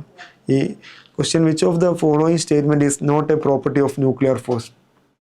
ഇവിടെ ചോദിച്ചിരിക്കുന്നത് not a property of nuclear force കേട്ടോ. അവിടെ it is the attractive force. അത് ശരിയാണല്ലേ, അട്രാക്റ്റീവ് ഫോഴ്സ് ആണ്. അട്രാക്റ്റീവ് ഫോഴ്സ് എന്ന് വിളിക്കാം. ചെറിയൊരു ലിമിറ്റിൽ റിപ്രസീവ് ഉണ്ട്, പക്ഷേ ഇതിന് അട്രാക്റ്റീവ് ഫോഴ്സ് ആണ് വിളിക്കാറുള്ളത്. It is independent of interacting nucleus. ശരിയാണ്. ഇത് പ്രോട്ടോണും ന്യൂട്രോണും പ്രോട്ടോണും തമ്മിലൊക്കെ ഫോഴ്സ് സെയിം ആണ്. ഇതും ശരിയാണ്. നമ്മൾ ചോദിച്ചത് റോങ് ആയ സ്റ്റേറ്റ്മെൻ്റ് ആണ്. It is the long range force. അതാണോ? അതല്ല, ഇത് ഷോർട്ട് റേഞ്ച് ഫോഴ്സ് ആണ്. അപ്പോൾ ഇതായിരിക്കും തെറ്റായത്. ബാക്കി രണ്ടും കൂടി വായിച്ചു നോക്കാം. It is known central force ശരിയാണ്. ഈ ഷോർട്ട് റേഞ്ച് ഫോഴ്സ് ശരിയാണ് അല്ലേ. സിമ്പിളായ ക്വസ്റ്റ്യൻ ആണ്. 2019 കീം എക്സാം ചോദിച്ച ക്വസ്റ്റ്യൻ ആണ്. റെഡി. ഇനി നമുക്ക് മറ്റൊരു ടോപ്പിക്കിൽ, ഇനി ഒന്നുകൂടി ഇമ്പോർട്ടൻ്റ് ആയ ടോപ്പിക്കാണ് mass defect. Okay, mass defect delta M. നിങ്ങൾ ബോർഡ് എക്സാമിനൊക്കെ പഠിച്ച ഒരു പ്രധാന ടോപ്പിക്. അപ്പോൾ മാസ്, ന്യൂക്ലിയസിൻ്റെ മാസ് മെഷർ ചെയ്യുമ്പോൾ രണ്ട് രൂപത്തിൽ മെഷർ ചെയ്യാൻ പറ്റും. ന്യൂക്ലിയസിൻ്റെ ആക്ച്വൽ മാസ് മെഷർ ചെയ്യുക മാസ് സ്പെക്ട്രോമീറ്റർ യൂസ് ചെയ്തിട്ടാണ്. ഞാൻ ഒബ്സർവ്ഡ് മാസ് വിളിക്കുന്നത്. മാസ് സ്പെക്ട്രോമീറ്റർ ചെയ്യുക ആറ്റത്തിൻ്റെ മാസിന് ഇലക്ട്രോണിൻ്റെ മാസ് കുറയ്ക്കുക ചെയ്യുക. ബാക്കിയാണ് ന്യൂക്ലിയസിൻ്റെ മാസ് എന്ന് പറയും. ഓക്കെ, അപ്പോൾ ഒബ്സർവ്ഡ് മാസ് പറഞ്ഞാൽ മാസ് ഓഫ് ദി ആറ്റത്തിന് പ്രോട്ടോണിൻ്റെ എണ്ണവും ന്യൂട്രോണിൻ്റെ എണ്ണവും ആറ്റത്തിൽ സെയിം ആയിരിക്കും ഉണ്ടാവുക, അയോൺസിലുള്ള ആറ്റത്തിൽ സെയിം ആയിരിക്കും ഉണ്ടാവുക. അപ്പോൾ Z നമ്പർ ഓഫ് പ്രോട്ടോൺസ് ഉണ്ടെങ്കിൽ Z നമ്പർ ഓഫ് ഇലക്ട്രോൺസ് ഉണ്ടായിരിക്കും. അപ്പോൾ മൊത്തം ആറ്റത്തിന് ZMe കുറച്ച് കഴിഞ്ഞാൽ ന്യൂക്ലിയസിൻ്റെ മാസ് കിട്ടും. ഇതാണ് actual mass of the nucleus. ഇനി ന്യൂക്ലിയസിൻ്റെ മാസ് ആ ന്യൂക്ലിയോൺസുകളുടെ മാസിന് ഈക്വൽ ആയിരിക്കണം അല്ലേ. അപ്പോൾ അങ്ങനെ ന്യൂക്ലിയോൺസുകളുടെ മാസ് വെച്ച് ന്യൂക്ലിയസുകളുടെ മാസ് മെഷർ ചെയ്യുന്ന വിളിക്കുന്നതാണ് എക്സ്പെക്റ്റഡ് മാസ്. അപ്പോൾ എക്സ്പെക്റ്റഡ് മാസ് പറഞ്ഞാൽ മാസ് ഓഫ് ന്യൂക്ലിയോൺസ് ആണ്. പ്രോട്ടോണിൻ്റെ മാസ് പ്ലസ് ന്യൂട്രോണിൻ്റെ മാസ്. അപ്പോൾ Z നമ്പർ ഓഫ് പ്രോട്ടോൺസ് ഉണ്ടെങ്കിൽ ZMp, A-Z ന്യൂട്രോൺസ് ആയിരിക്കും. അപ്പോൾ ZMp പ്ലസ് A-ZMn ആയിരിക്കും എക്സ്പെക്റ്റഡ് മാസ്. അപ്പോൾ നമ്മൾ ഈ രണ്ട് മാസും ശരിയാവണമായിരുന്നു അല്ലേ. രണ്ടും ഒന്ന് തന്നെ ആവണമായിരുന്നു. ന്യൂക്ലിയസിൻ്റെ ആക്ച്വൽ മാസും ന്യൂക്ലിയോൺസിൻ്റെ മാസുകളും ഒന്നാവണമായിരുന്നു. പക്ഷേ നമ്മൾ ചെക്ക് ചെയ്യുന്ന സമയത്ത് എപ്പോഴും എക്സ്പെക്റ്റഡ് മാസ്, ആ ന്യൂക്ലിയോൺസുകളുടെ മാത്രം മാസ് ഒബ്സർവ്ഡ് മാസിനേക്കാൾ കൂടുതലായിരിക്കും. എപ്പോഴും അങ്ങനെ കിട്ടുക. ആ മാസിന് ഡിഫറൻറ്റ്, ന്യൂക്ലിയസിൻ്റെ യഥാർത്ഥത്തിലുള്ള മാസും ഈ ന്യൂക്ലിയോൺസുകളുടെ മാസും തമ്മിലുള്ള ആ ഡിഫറൻസിന് വിളിച്ചവരാണ് മാസ് ഡിഫക്റ്റ്. എക്സ്പെക്റ്റഡ് മാസും ഒബ്സർവ്ഡ് മാസുമുള്ള ഡിഫറൻസിന് വിളിച്ചവരാണ് മാസ് ഡിഫക്റ്റ്. ഉദാഹരണമായിട്ട് ന്യൂക്ലിയസുകൾ ഫോം ചെയ്യുന്ന ന്യൂക്ലിയോൺസുകൾ കൊണ്ടാണ്. ഒരു ന്യൂക്ലിയസ് എടുക്കുക, ആ ന്യൂക്ലിയസിൽ 10 പ്രോട്ടോൺസുകളുണ്ട്, 10 ന്യൂട്രോൺസുകളുണ്ട് വിചാരിക്കുക. ഒരു പ്രോട്ടോണിൻ്റെ മാസ് സപ്പോസ് ഞാൻ എളുപ്പത്തിൽ ഒരു 2 ഗ്രാമാണ് ഒരു പ്രോട്ടോണിൻ്റെ മാസെങ്കിൽ ആ പ്രോട്ടോണിൻ്റെ ആകെ മാസ്, ഒരു മാസ് ഓഫ് പ്രോട്ടോൺസ് 10 പ്രോട്ടോൺസ് ഉണ്ടെങ്കിൽ 20 ഗ്രാം ആയിരിക്കും ഉണ്ടാവും അല്ലേ. അതുപോലെ ന്യൂട്രോണിൻ്റെ മാസ് ഒരു 3 ഗ്രാം ആണെങ്കിൽ മാസ് ഓഫ് ന്യൂട്രോണ് 10 ന്യൂട്രോൺസ് ഉണ്ടെങ്കിൽ 30 ഗ്രാം ഉണ്ടായിരിക്കും. ഈ ന്യൂക്ലിയോൺസുകളുടെ മൊത്തം മാസ് എടുത്തു കഴിഞ്ഞാൽ, മാസ് ഓഫ് ന്യൂക്ലിയോൺസ് എടുത്തു കഴിഞ്ഞാൽ 20 + 30 50 ഗ്രാം ആയിരിക്കും. അപ്പോൾ ഇതായിരിക്കണം ഏകദേശം ന്യൂക്ലിയസിൻ്റെ മാസ്. പക്ഷേ ന്യൂക്ലിയസിൻ്റെ മാസ്, ഈ ആക്ച്വൽ മാസ്, ഒബ്സർവ്ഡ് മാസ് നമ്മൾ ചെക്ക് ചെയ്യുന്ന സമയത്ത് അത് <50 ഗ്രാം ആയിരിക്കും നമുക്ക് കിട്ടുക. ഓക്കെ, ഒരു 49 ഗ്രാം, 48 ഗ്രാം, 47 ഗ്രാം ഒക്കെ കിട്ടും. അപ്പോൾ ആ വേർ ഇസ് ദാറ്റ് മാസ്, ആ ബാക്കിയുള്ള മാസ് ഉണ്ടല്ലോ, 47 ഗ്രാം അല്ലെങ്കിൽ ആ 3 ഗ്രാം മാസ് ഇവിടെ പോയി. ആ മാസിനെ വിളിച്ചതാണ് പേരാണ് മാസ് ഡിഫക്റ്റ്. നിങ്ങൾ അറിയുന്ന സിമ്പിളായൊരു കോൺസെപ്റ്റാണ് മാസ് ഡിഫക്റ്റ്. ആ മാസ് ഡിഫക്റ്റിൻ്റെ ഇക്വേഷൻ നമുക്ക് പറഞ്ഞു നോക്കണം. It is found that mass of nucleus is always less than the sum of the mass of its constituent nucleons in free state. അപ്പോൾ ന്യൂക്ലിയസിൽ ഉള്ളിൽ നിന്ന് പുറത്ത് വെച്ച് ന്യൂക്ലിയോൺസുകളെ സെപ്പറേറ്റ് ആയിട്ട് മാസ് നോക്കുകയാണെങ്കിൽ ആ മാസുകളുടെ ആ ടോട്ടൽ മാസും ന്യൂക്ലിയസിൻ്റെ അത് ഉൾക്കൊണ്ടുണ്ടായിരുന്ന ന്യൂക്ലിയസിൻ്റെ മാസ് തമ്മിലുള്ള ആ difference, the difference in mass is called mass defect. Ready അല്ലേ? എല്ലാവരും ഓക്കെ അല്ലേ? ചോദിക്കാം, ഇത് വെച്ച് ഉള്ള ക്വസ്റ്റ്യൻസുകൾ ചോദിക്കാം. അപ്പോൾ മാസ് ഡിഫക്റ്റ് നമുക്ക് mass of separate mass of nucleons എന്ന് വിളിക്കാം അല്ലേ, അല്ലെങ്കിൽ എക്സ്പെക്റ്റഡ് മാസ് എന്ന് വിളിക്കാം. അത് ZMp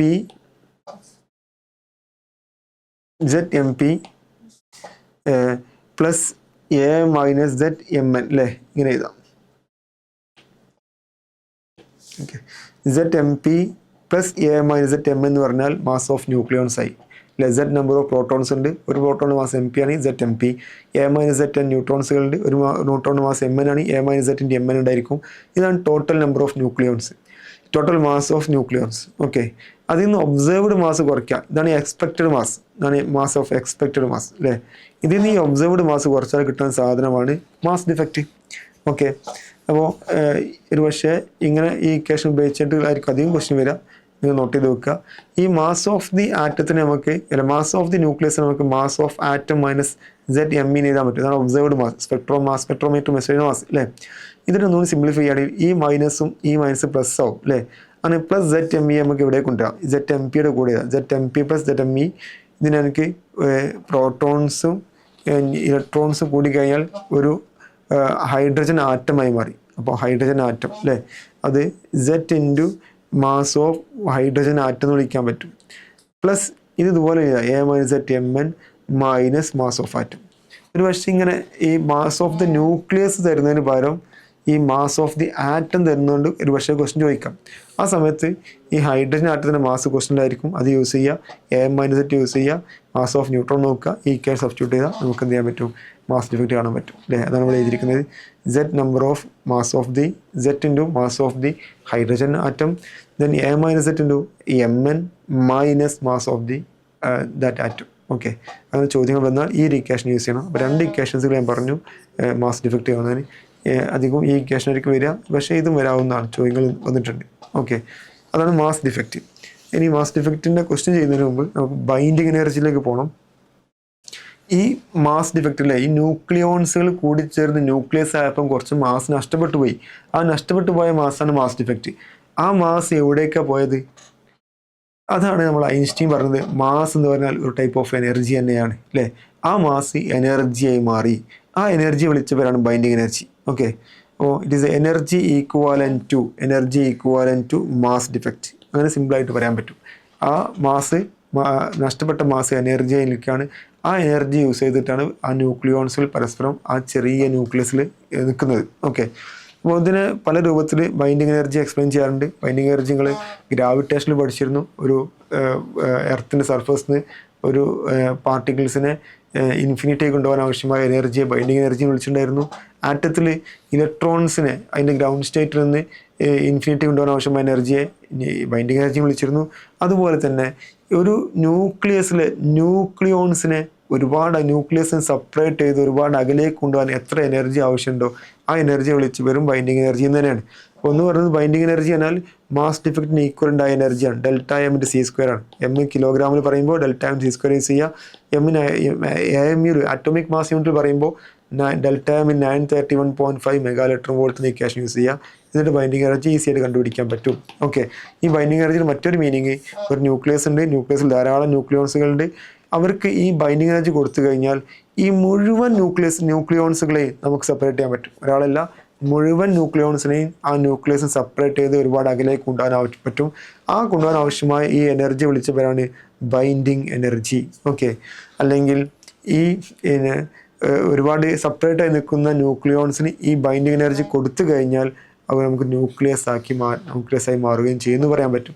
അങ്ങനെ ഒരുപാട് അകലെ സെപ്പറേറ്റ് ആയി നിൽക്കുന്ന ഈ ന്യൂക്ലിയോൺസുകളെ ചേർത്ത് ന്യൂക്ലിയസ് ആക്കാൻ ആവശ്യമായ എനർജിയാണ് ബൈൻഡിങ് എനർജി വിളിക്കാൻ പറ്റും.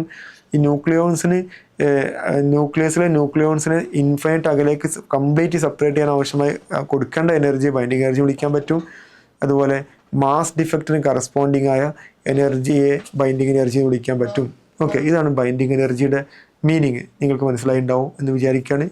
ഒരു ഇമ്പോർട്ടൻ്റ് ആയ കോൺസെപ്റ്റാണ്. അത് വെച്ചുള്ള ക്വസ്റ്റ്യൻസ് ധാരാളം ചെയ്യേണ്ടതുണ്ട്. അതിൻ്റെ കൂടെ തന്നെ ബൈൻഡിങ് എനർജി പെർ ന്യൂക്ലിയോൺ കൂടി പറഞ്ഞോട്ടെ. ആറ്റത്തിൻ്റെ സ്റ്റെബിലിറ്റിയെക്കുറിച്ച്, ന്യൂക്ലിയസിൻ്റെ സ്റ്റെബിലിറ്റിയെക്കുറിച്ച് എക്സ്പ്ലെയിൻ ചെയ്യുന്ന വളരെ ഇമ്പോർട്ടൻ്റ് ആയ ടൈമാണ് ബൈൻഡിങ് എനർജി പെർ ന്യൂക്ലിയോൺ. ഈ ബൈൻഡിങ് എനർജി എന്ന് പറയുന്നത്, ബൈൻഡിങ് എനർജി ന്യൂക്ലിയോൺസുകളെ സെപ്പറേറ്റ് ചെയ്യാൻ വേണ്ടി നമ്മൾ കൊടുക്കേണ്ട എനർജിയാണ്. ഒരു ന്യൂക്ലിയസിലെ മുഴുവൻ ന്യൂക്ലിയോൺസിനെയും സെപ്പറേറ്റ് ചെയ്യാൻ ആവശ്യം വേണ്ടി നമ്മൾ കൊടുക്കേണ്ട എനർജിയാണ് ബൈൻഡിങ് എനർജി അല്ലേ. ഈ എനർജി കൂടുതലാകുക എന്ന് പറഞ്ഞാൽ ഈ എനർജി കൂടുതൽ കൊടുത്താലേ മുഴുവൻ ന്യൂക്ലിയോൺസിനെ നമുക്ക് സെപ്പറേറ്റ് ചെയ്യാൻ പറ്റുള്ളൂ. അത്തരത്തിലുള്ള ന്യൂക്ലിയസിൽ ഭയങ്കര സ്റ്റേബിൾ ആയിരിക്കും. നല്ല സ്റ്റേബിളായ ന്യൂക്ലിയസുകൾക്ക് കൂടുതൽ ബൈൻഡിങ് എനർജി ഉണ്ടായിരിക്കും. കൂടുതൽ ബൈൻഡിങ് എനർജി ഉണ്ടെങ്കിൽ അവയെ സെപ്പറേറ്റ് ചെയ്യാൻ പറ്റുള്ളൂ. അത്രയും സ്റ്റേബിളാണ് അവർ. ഓക്കെ, അപ്പോൾ ബൈൻഡിങ് എനർജി കൂടിയ ന്യൂക്ലിയസിൽ സ്റ്റേബിൾ ന്യൂക്ലിയസ് ആയിരിക്കും. ഇനി ബൈൻഡിങ് എനർജി പെർ ന്യൂക്ലിയോണിൽ നോക്കണം. ഈ ബൈൻഡിങ് എനർജി പെർ ന്യൂക്ലിയോണാണ് യഥാർത്ഥത്തിൽ സ്റ്റെബിലിറ്റി ഡിസൈഡ് ചെയ്യുക ബൈൻഡിങ് എനർജിയേക്കാളും. അതിലേക്ക് നമുക്ക് വരാം. എന്താണ് binding energy per nucleon? Binding energy എന്ന് പറഞ്ഞാൽ ഈ ന്യൂക്ലിയസിലെ മുഴുവൻ ന്യൂക്ലിയോൺസുകളെയും ഇൻഫൈനൈറ്റ് ഡിസ്റ്റൻസിലേക്ക് സെപ്പറേറ്റ് ചെയ്യാൻ ആവശ്യമായ എനർജി ആണെങ്കിൽ ന്യൂക്ലിയസിലെ ഒരു ന്യൂക്ലിയോണിനെ മാത്രം ന്യൂക്ലിയസിന് പുറത്ത് കൊണ്ടുപോകാൻ ആവശ്യമായ എനർജി വിളിച്ചു വരാൻ ബൈൻഡിങ് എനർജി പെർ ന്യൂക്ലിയോൺ. മുഴുവൻ ന്യൂക്ലിയോൺസിനെ കൊണ്ടുപോകാൻ ബൈൻഡിങ് എനർജി ആണെങ്കിൽ ആ ഒരു ന്യൂക്ലിയോൺ മാത്രം ന്യൂക്ലിയസിന് പുറത്തേക്ക് എടുക്കാൻ ആവശ്യമായ എനർജിയെ ബൈൻഡിങ് എനർജി പെർ ന്യൂക്ലിയോൺ വിളിക്കാം. Okay, binding energy per nucleon. ഞാൻ ബൈൻഡിങ് എനർജി പെർ ന്യൂക്ലിയോൺ വിളിക്കണം ബി എന്ന് താഴെ ഇരുന്നുണ്ട്. ഓക്കെ, ഈ ബൈൻഡിങ് എനർജി പെർ ന്യൂക്ലിയോൺ എന്ന് പറഞ്ഞാൽ ആകെ ബൈൻഡിങ് എനർജി ബൈ ആകെ നമ്പർ ഓഫ് ന്യൂക്ലിയോൺസ് ചെയ്താൽ മതി. ആകെ നമ്പർ ഓഫ് ന്യൂക്ലിയോൺസ് വിളിക്കുന്നവരാണ് മാസ് നമ്പർ എ എന്ന് ചെയ്താൽ അവിടെ അല്ലേ. സോറി, ഇതാണ് ബൈൻഡിങ് എനർജി പെർ ന്യൂക്ലിയോണിൻ്റെ ഇക്വേഷൻ. ബൈൻഡിങ് എനർജി കാണാൻ ഡെൽറ്റ എമ്മിൻ്റെ സി സ്ക്വയർ എന്നുണ്ട്. ഡെൽറ്റ എമ്മിന് 931.5 മെഗാ എന്നൊക്കെ എഴുതാം. ബൈ എ ചെയ്താൽ ബൈൻഡിങ് എനർജി പെർ ന്യൂക്ലിയോൺ കിട്ടും. ഈ ബൈൻഡിങ് എനർജി പെർ ന്യൂക്ലിയോൺ ആർക്കാണോ കൂടുതൽ, ഏത് എലമെൻറ്റിനാണോ കൂടുതൽ, ആ എലമെൻറ്റിൻ്റെ ന്യൂക്ലിയസ് ആയിരിക്കും മോർ സ്റ്റേബിൾ. ഇത് സ്റ്റെബിലിറ്റി ഡിസൈഡ് ചെയ്യുന്ന പ്രധാനപ്പെട്ട ഫാക്ടറാണ്. ഓക്കെ, അപ്പോൾ ബൈൻഡിങ് എനർജി കൂടിയ ആൾക്ക് ഭയങ്കര സ്റ്റേബിൾ ആയിരിക്കും. എന്നാൽ ബൈൻഡിങ് എനർജി പെർ ന്യൂക്ലിയോൺ ഉള്ള ആളാണ് കൂടുതൽ സ്റ്റേബിൾ. ഉദാഹരണമായിട്ട് ഒരു binding energy of A iron 56 അത് 492.8 മെഗാ ആണ്. ബൈൻഡിങ് എനർജി ഓഫ് ബിസ്മത്ത് 209 അതിൻ്റെ ബൈൻഡിങ് എനർജി ബിസ്മത്തിന് 1640 ആണ്. അതിൻ്റെ അർത്ഥം ഈ അയേൺ 56-ലെ 56 ന്യൂക്ലിയോൺസുകളുണ്ട്. ആ 56 ന്യൂക്ലിയോൺസിനെയും ന്യൂക്ലിയസിന് പുറത്തോട്ട് കൊണ്ടുപോകാൻ നമുക്ക് കൊടുക്കേണ്ട എനർജി 492.8 മെഗാ ആണെന്നാണ് അല്ലേ. ബിസ്മത്ത് 209 ഉണ്ട്, അതിൻ്റെ ബൈൻഡിങ് എനർജി 1640 മെഗാ എന്ന് പറഞ്ഞാൽ ആ ബിസ്മത്തിലെ ന്യൂക്ലിയസിനുള്ളിലുള്ള 209 ന്യൂക്ലിയോൺസുകളെയും ന്യൂക്ലിയസിന് പുറത്തോട്ട് കൊണ്ടുപോകാൻ വേണ്ട ആവശ്യമായ എനർജി 1640 മെഗാ ആണ്. അതാണ് ബൈൻഡിങ് എനർജിയുടെ മീനിങ്. ഇവിടെ ആർക്കാ ബൈൻഡിങ് എനർജി കൂടുതൽ? ഇവിടെ ബൈൻഡിങ് എനർജി കൂടുതൽ ബിസ്മത്തിൻ്റെ ബൈൻഡിങ് എനർജി ഈ അയേണിനേക്കാൾ കൂടുതലാണ്. ആ ബിസ്മത്ത് നല്ല സ്റ്റേബിൾ ആയിരിക്കണം അല്ലേ. എന്നാൽ ബൈൻഡിങ് എനർജി പെർ ന്യൂക്ലിയോൺ നിങ്ങൾ ചെയ്ത് നോക്കുക. ബൈൻഡിങ് എനർജി പെർ ന്യൂക്ലിയോൺ കാണാൻ ബൈൻഡിങ് എനർജിയെ മാസ് നമ്പർ ഡിവൈഡ് ചെയ്താൽ മതി. അങ്ങനെ അയേണിൻ്റെ കേസിൽ ബൈൻഡിങ് എനർജി 492.8 ആണ്, മാസ് നമ്പർ 556 ആണ്. ഡിവൈഡ് ചെയ്യുമ്പോൾ 8.8 മെഗാ ആണെങ്കിൽ ബിസ്മത്തിന് കിട്ടുക നമുക്ക് 7.84 ആണ്. ആ ബൈൻഡിങ് എനർജി പെർ ന്യൂക്ലിയോൺ കുറവുള്ള ആള് അയേൺ 56 ആണ്. അതുകൊണ്ട് ബൈൻഡിങ് എനർജി പെർ ന്യൂക്ലിയോൺ കുറഞ്ഞ അയേൺ 56 ആണ് ബിസ്മത്തിനേക്കാൾ കൂടുതൽ സ്റ്റേബിൾ. ഓക്കെ, അപ്പോൾ സ്റ്റെബിലിറ്റി പറയുമ്പോൾ സ്റ്റെബിലിറ്റി കൂടുതൽ ഈ അയേൺ 56 ആണ് ദാൻ ബിസ്മത്ത്. എന്നാൽ ബൈൻഡിങ് എനർജി നോക്കുമ്പോൾ ബിസ്മത്തിനായിരുന്നു കൂടുതൽ അല്ലേ. എന്നാൽ ബൈൻഡിങ് എനർജി അല്ല ഈ സ്റ്റെബിലിറ്റി ഡിസൈഡ് ചെയ്യുക, ബൈൻഡിങ് എനർജി പെർ ന്യൂക്ലിയോൺ. ഓരോ ന്യൂക്ലിയോണിനെ കൊണ്ടുപോകാൻ ന്യൂക്ലിയസിന് പുറത്തേക്ക് കൊണ്ടുവരാൻ ആവശ്യമായ എനർജിയാണ് നോക്കേണ്ടത്. ഓക്കെ, അപ്പോൾ ഇതാണ് binding energy per nucleon. Binding energy per nucleon ആയിരിക്കും പ്രോബ്ലം ചെയ്യുമ്പോൾ നമുക്ക് അധികം തരിക. എന്നാൽ നമുക്ക് പലപ്പോഴും എനർജി കണ്ടുപിടിക്കാൻ ബൈൻഡിങ് എനർജി വേണ്ടി വരും. അപ്പം ബൈൻഡിങ് എനർജി കിട്ടാൻ വേണ്ടി ബൈൻഡിങ് എനർജി പെർ ന്യൂക്ലിയോണിനെ മാസ് നമ്പർ കൊണ്ട് മൾട്ടിപ്ലൈ ചെയ്താൽ മതി. അത് നിങ്ങൾ പ്രത്യേകം ഓർത്ത് വെക്കണം. ഓക്കെ, എല്ലാവരും ഓക്കെ ആണോ? റെഡി അല്ലേ? ഈ പറഞ്ഞ കാര്യങ്ങളെല്ലാം ഓക്കെ ആണോ? നമ്മൾ ഇതിനെ ബേസ് ചെയ്തുള്ള ക്വസ്റ്റ്യനാണ് ഇനി നമ്മൾ ചെയ്യാൻ പോകുന്നത്. ഓക്കെ, ഇതിന് ബേസ് ചെയ്തുള്ള ക്വസ്റ്റ്യൻ ആയിരിക്കും വളരെ ഇമ്പോർട്ടൻറ്റ്. ഈ ചാപ്റ്ററിലെ റേഡിയോ ആക്ടിവിറ്റി ഒന്നും ഇപ്പോൾ ഇല്ലാത്തതുകൊണ്ട് ചോദിക്കാൻ വളരെ സാധ്യത കൂടിയ ഏരിയ ഇതാണെന്നാണ് ഞാൻ മനസ്സിലാക്കുന്നത്. നോക്കാം അല്ലേ. അതിനു മുമ്പ് ബൈൻഡിങ് എനർജി കേവ് ഒരു ഇമ്പോർട്ടൻറ്റ് ടോപ്പിക്കാണ്. നമ്മൾ സ്റ്റെബിലിറ്റിയെ കുറിച്ച് എക്സ്പ്ലെയിൻ ചെയ്യാൻ ഈ ഒരു കേവ് നമ്മളെ സഹായിക്കും. ബൈൻഡിങ് എനർജി പെർ ന്യൂക്ലിയോൺ ആണ് സ്റ്റെബിലിറ്റി എക്സ്പ്ലെയിൻ ചെയ്യുന്ന ഒരു ടേം എന്ന് പറഞ്ഞു. പാക്കിംഗ് ഫ്രാക്ഷൻ അതുപോലെ മാസ് ഡിഫക്റ്റ് പെർ മാസ് നമ്പറാണ്. അപ്പോൾ ഇവിടെ ബൈൻഡിങ് എനർജി കേവിലേക്ക് പോവുകയാണെങ്കിൽ ഈ ബൈൻഡിങ് എനർജി പെർ ന്യൂക്ലിയോണും മാസ് നമ്പറും തമ്മിലുള്ള ഒരു ഗ്രാഫാണ് ബൈൻഡിങ് എനർജി കേവ്. ഈ ബൈൻഡിങ് എനർജി കേവിൽ നോക്കുമ്പോൾ ഈ മാസ് നമ്പർ വളരെ കുറഞ്ഞ ഹൈഡ്രജൻ്റെ ഐസോട്ടോപ്പുകൾ ഡ്യൂട്ടീരിയം, ട്രിഷ്യം അതുപോലെ അത്തരത്തിലുള്ള വളരെ മാസ് നമ്പർ കുറഞ്ഞ ന്യൂക്ലിയസിന് ബൈൻഡിങ് എനർജി പെർ ന്യൂക്ലിയോൺ വളരെ കുറവാണ്. 2 കുറവാണ് ഡ്യൂട്രോണിൻ്റെ binding energy per nucleon 1.1 mega something ഉള്ളൂ. ഓക്കെ, പിന്നീട് മുകൾക്ക് പോകും തോറും മാസ് നമ്പർ കൂടുന്തോറും ബൈൻഡിങ് എനർജി പെർ ന്യൂക്ലിയോൺ കൂടി വരുന്നുണ്ട്. പിന്നീട് ഒരു ബൈൻഡിങ് എനർജി പെർ ന്യൂക്ലിയോൺ 6 മുതൽ ഒരു 20 വരെയുള്ള ന്യൂക്ലിയസുകളുടെ മാസ് നമ്പർ 6 മുതൽ 20 വരെയുള്ള ന്യൂക്ലിയസുകൾ നോക്കുമ്പോൾ ഒരു നൈബറിനെ അപേക്ഷിച്ച് മറ്റൊരാൾക്ക് ബൈൻഡിങ് എനർജി പെർ ന്യൂക്ലിയോൺ കൂടുതലായി കാണാൻ പറ്റും. ഇതിൽ ഈ പ്രോട്ടോൺസുകളുടെ ന്യൂട്രോൺസിൻ്റെ എന്നൊക്കെ എണ്ണം ഈ ഈവൺ നമ്പറായ ന്യൂക്ലിയസുകൾക്ക് ഓഡ് നമ്പറായ നൈബറി ന്യൂക്ലിയസിനേക്കാൾ സ്റ്റെബിലിറ്റി കൂടുതൽ ബൈൻഡിങ് എനർജി പെർ ന്യൂക്ലിയോൺ കൂടുതലായി കാണാൻ പറ്റും. ലിഥിയത്തിൻ്റെ പ്രോട്ടോണിൻ്റെയും ന്യൂട്രോണിൻ്റെയൊക്കെ എണ്ണം 3 ആണ്. ഇവിടെ ഹീലിയത്തിൻ്റെത് 2 അപ്പോൾ ഓഡ് നമ്പറുള്ള ആളേക്കാളും binding energy per nucleon even നമ്പറുള്ള ആൾക്കാണ്. ഇവിടെ 7 ആണ് നൈട്രജൻ്റെ മാസ്, പ്രോട്ടോൺ ന്യൂട്രോൺ ഒക്കെ എണ്ണം. എന്നാൽ ഇവിടെ കാർബണിൻ്റെ കേസിൽ 6 ആണ്. അപ്പോൾ ഈവൺ നമ്പറായ 6-നാണ് ഓഡ് നമ്പറായ 7-നേക്കാളും ബൈൻഡിങ് എനർജി പെർ ന്യൂക്ലിയോൺ കൂടുതൽ, സ്റ്റെബിലിറ്റി കൂടുതൽ. അങ്ങനെ 20 വരെയുള്ള ആൾക്ക് ഇങ്ങനെ കാണാൻ പറ്റും.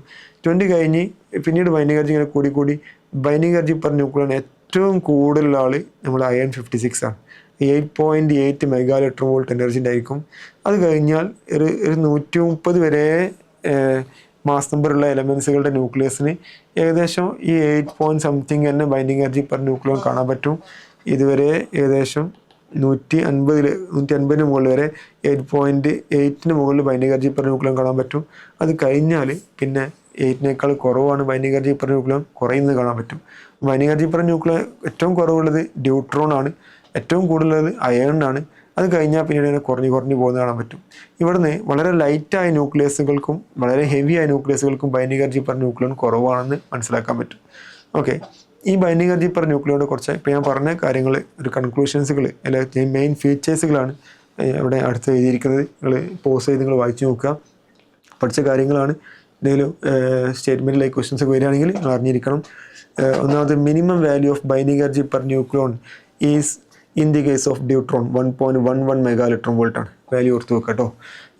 മാക്സിമം വാല്യൂ 8.7, ചില ബുക്കിൽ 8.8 കാണാൻ പറ്റും, മെഗാ ഇലക്ട്രോൺ വോൾട്ടാണ്. അത് അയൺ 56-നാണ്.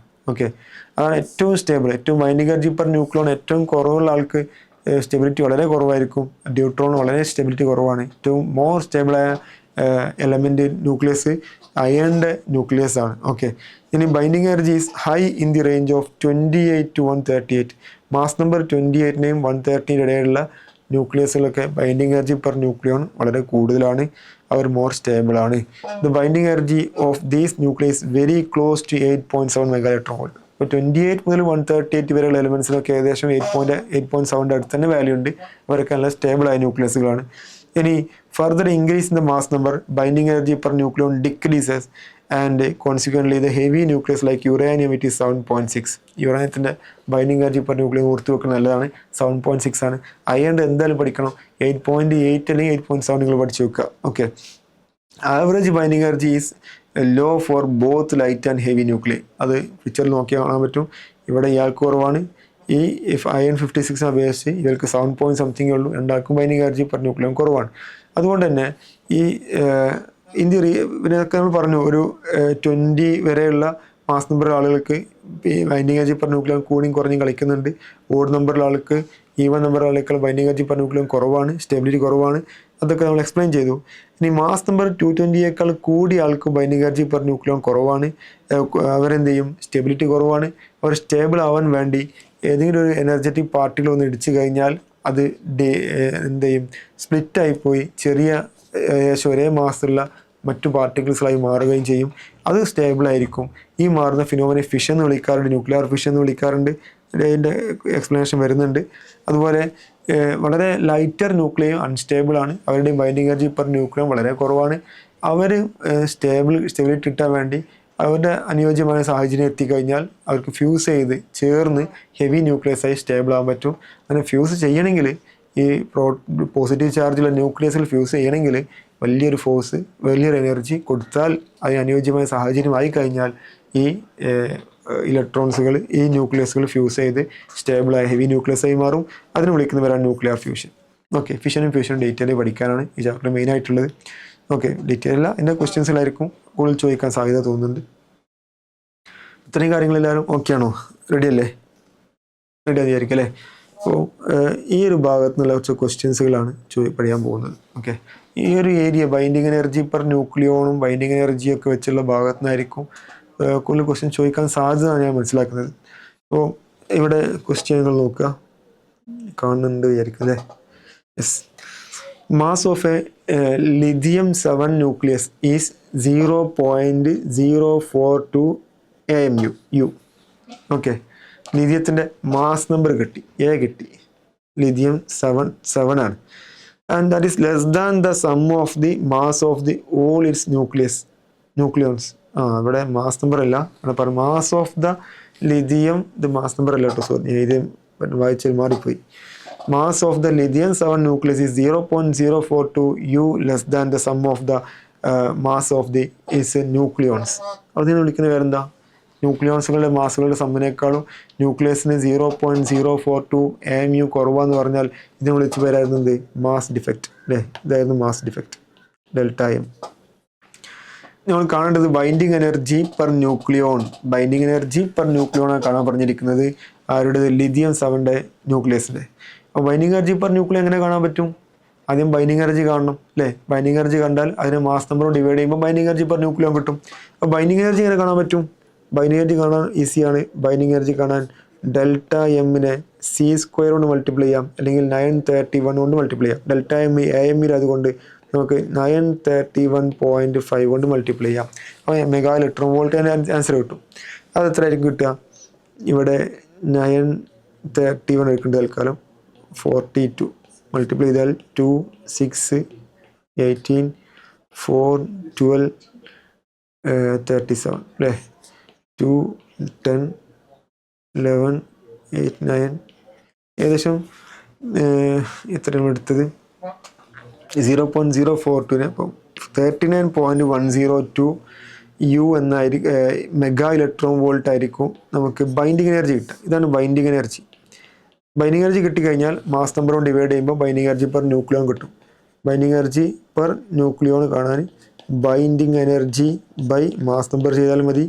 അപ്പോൾ 39.102 അത് അപ്രോക്സിമേറ്റ് വാല്യൂ കേട്ടോ. ഞാൻ 31.5 എടുത്തിട്ടില്ല. ഓപ്ഷനിലൊക്കെ ഡിഫറെൻറ്റ് വാല്യൂസ് ആണ് ഉള്ളത്. ബൈ ഇതിന് മാസ് നമ്പർ 7 ആണ്. ചെയ്താൽ എത്ര ആൻസർ കിട്ടും? 35 5 39 5 ടൈം 41 ഏകദേശം വീണ്ടും 5 അല്ലേ? ഏകദേശം 6 എടുത്ത് 5.6 മെഗാ ഇലക്ട്രോൺ വോൾട്ട് ആയിരിക്കും കിട്ടാൻ തോന്നുന്നു അല്ലേ? അങ്ങനെ ഓപ്ഷൻസ് ഉണ്ട്. ഓപ്ഷൻ സി ആണ് ആൻസർ കിട്ടുക. റെഡി? അപ്പോൾ ഈ ലിഥിയം 7 മുഴുവൻ ന്യൂക്ലിയോൺസിനെ 7 ന്യൂക്ലിയസിന് പുറത്തേക്ക് കൊണ്ടുപോകാൻ 39.1 മെഗാ ഇലക്ട്രോൺ വോൾട്ട് എനർജി വേണമെങ്കിൽ അതിൽ ഒരു ന്യൂക്ലിയോണിനെ പുറത്തോട്ട് കൊണ്ടുപോകാൻ വേണ്ട എനർജി 5.6 മെഗാ ഇലക്ട്രോൺ വോൾട്ട് ആണ്. റെഡി അല്ലേ? മനസ്സിലായോ? ഓക്കെ അല്ലേ? അപ്പോൾ ബൈൻഡിങ് എനർജി പെർ ന്യൂക്ലിയോൺ തന്നിട്ട് ബൈൻഡിങ് എനർജി യൂസ് ചെയ്യേണ്ടി വരും. അതിന് അത്തരത്തിലുള്ള ക്വസ്റ്റ്യൻസിലേക്ക് വരും. ഇത് ക്ലിയർ ആണെന്ന് വിചാരിക്കുകയാണ്. ഇവിടെ ജസ്റ്റ് ബൈൻഡിങ് എനർജി എന്താണെന്നും മാസ് ഡിഫക്റ്റിന് എങ്ങനെ ബൈൻഡിങ് എനർജി കാണാമെന്നുള്ള ടൈപ്പ് ക്വസ്റ്റ്യനാണ് തന്നിരിക്കുന്നത്. ഇത് ഒരു AIPMT ക്വസ്റ്റ്യനാണ്, പഴയ ക്വസ്റ്റ്യനാണ്. ഇനി ഒരു JEE മെയിൻ ക്വസ്റ്റ്യനാണ് 2023 ക്വസ്റ്റ്യൻ നോക്കാം അല്ലേ? Mass of proton, neutron and helium mass of proton, neutron, helium nucleus are respectively 1.0073 u, 1.002087 u and 4.0015 u. Okay, അപ്പം പ്രോട്ടോണിൻ്റെ മാസ് തന്നിട്ടുണ്ട്, ന്യൂട്രോണിൻ്റെ മാസ് തന്നിട്ടുണ്ട്, ഹീലിയത്തിൻ്റെ മാസ് തന്നിട്ടുണ്ട്. Then binding energy of helium nucleus is, binding energy കാണാനാണ് പറഞ്ഞിരിക്കുന്നത് അല്ലേ? അപ്പം binding energy കാണാൻ എങ്ങനെ കാണാൻ പറ്റും? മാസ് ഹീലിയം ന്യൂക്ലിയസിൻ്റെ കാര്യം പറയുമ്പോൾ ഹീലിയത്തിൻ്റെ ആറ്റോമിക് നമ്പറും മാസ് നമ്പറൊക്കെ നമുക്ക് എഴുതാം. ഹീലിയത്തിൻ്റെ ആറ്റോമിക് നമ്പർ 2 ആണ്, മാസ് നമ്പർ 4 ആണ്. ഓക്കെ, മാസ് ഡിഫക്റ്റ് കാണാൻ പറ്റും, കാരണം മാസുകൾ തന്നിട്ടുണ്ട് നമുക്ക്. അത് മാസ് ഡിഫക്റ്റ് കാണാം. മാസ് ഡിഫക്റ്റ് കാണാൻ മാസ് ഓഫ് ദ ന്യൂക്ലിയോൺസ് എടുക്കുക അല്ലേ? ZMP plus A minus ZMN. ഇതിൽ നിന്ന് മാസ് ഓഫ് ദ ന്യൂക്ലിയസ് കുറയ്ക്കുക, മാസ് ഓഫ് ദ ന്യൂക്ലിയസ് കുറയ്ക്കുക. ഇവിടെ എല്ലാ ഡാറ്റയും തന്നിട്ടുണ്ട്. Z എന്ന് പറഞ്ഞാൽ 2 ആണ്. MP മാസ് ഓഫ് പ്രോട്ടോൺ നമുക്ക് തന്നത് 1.0073 AMU ആണ്. AM മൈനസ് Z ചെയ്യുമ്പോൾ പിന്നെ 4 - 2 കൊണ്ട് 2 തന്നെ കിട്ടുന്നു. മാസ് ഓഫ് ന്യൂട്രോൺ 1.0087 ആണ്. മൈനസ് മാസ് ഓഫ് ന്യൂക്ലിയസ് ചെയ്ത് കഴിഞ്ഞാൽ 4.0015 u ആണ്. ഓക്കെ, ഇവിടെ മാസ് കുറഞ്ഞോ ഇല്ലേ നോക്കാം. മാസ് കുറയുകയാണെങ്കിൽ ഒരു സ്റ്റേബിൾ ന്യൂക്ലിയസ് ഉണ്ടാവുകയാണ്, അവിടെ എനർജി റിലീസ് ചെയ്യപ്പെടും. ഓക്കെ, ഇവിടെ എത്ര ബൈൻഡിങ് എനർജി നോക്കാം. ഇത് സിംപ്ലിഫൈ ചെയ്ത് കഴിഞ്ഞാൽ 64102 അല്ലേ? പ്ലസ് 4710 2.0 2.0 -4.0015 എന്ന് കിട്ടും. സിംപ്ലിഫൈ ചെയ്താൽ ഇത് 0 11 12 3 0 4.0320 -4.0015 ആയി പോകും അല്ലേ? ഇത് ഇത്ര ഉണ്ടാവുക. ഇത് സബ്ട്രാക്ട് ചെയ്ത് കഴിഞ്ഞാൽ ഇത്ര കിട്ടുക നോക്കാം.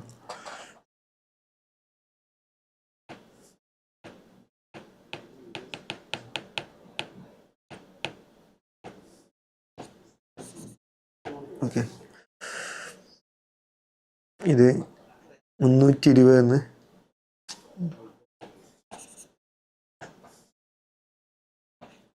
320 15 കുറച്ചാൽ മതി. 305 അല്ലേ? അല്ല 305. അപ്പോൾ ഏകദേശം 0.0305 എന്നായിരിക്കും നമുക്ക് ഈ ഡെൽറ്റ എം കിട്ടുക. ഡെൽറ്റ എം കിട്ടുക 0.0305 കിട്ടും.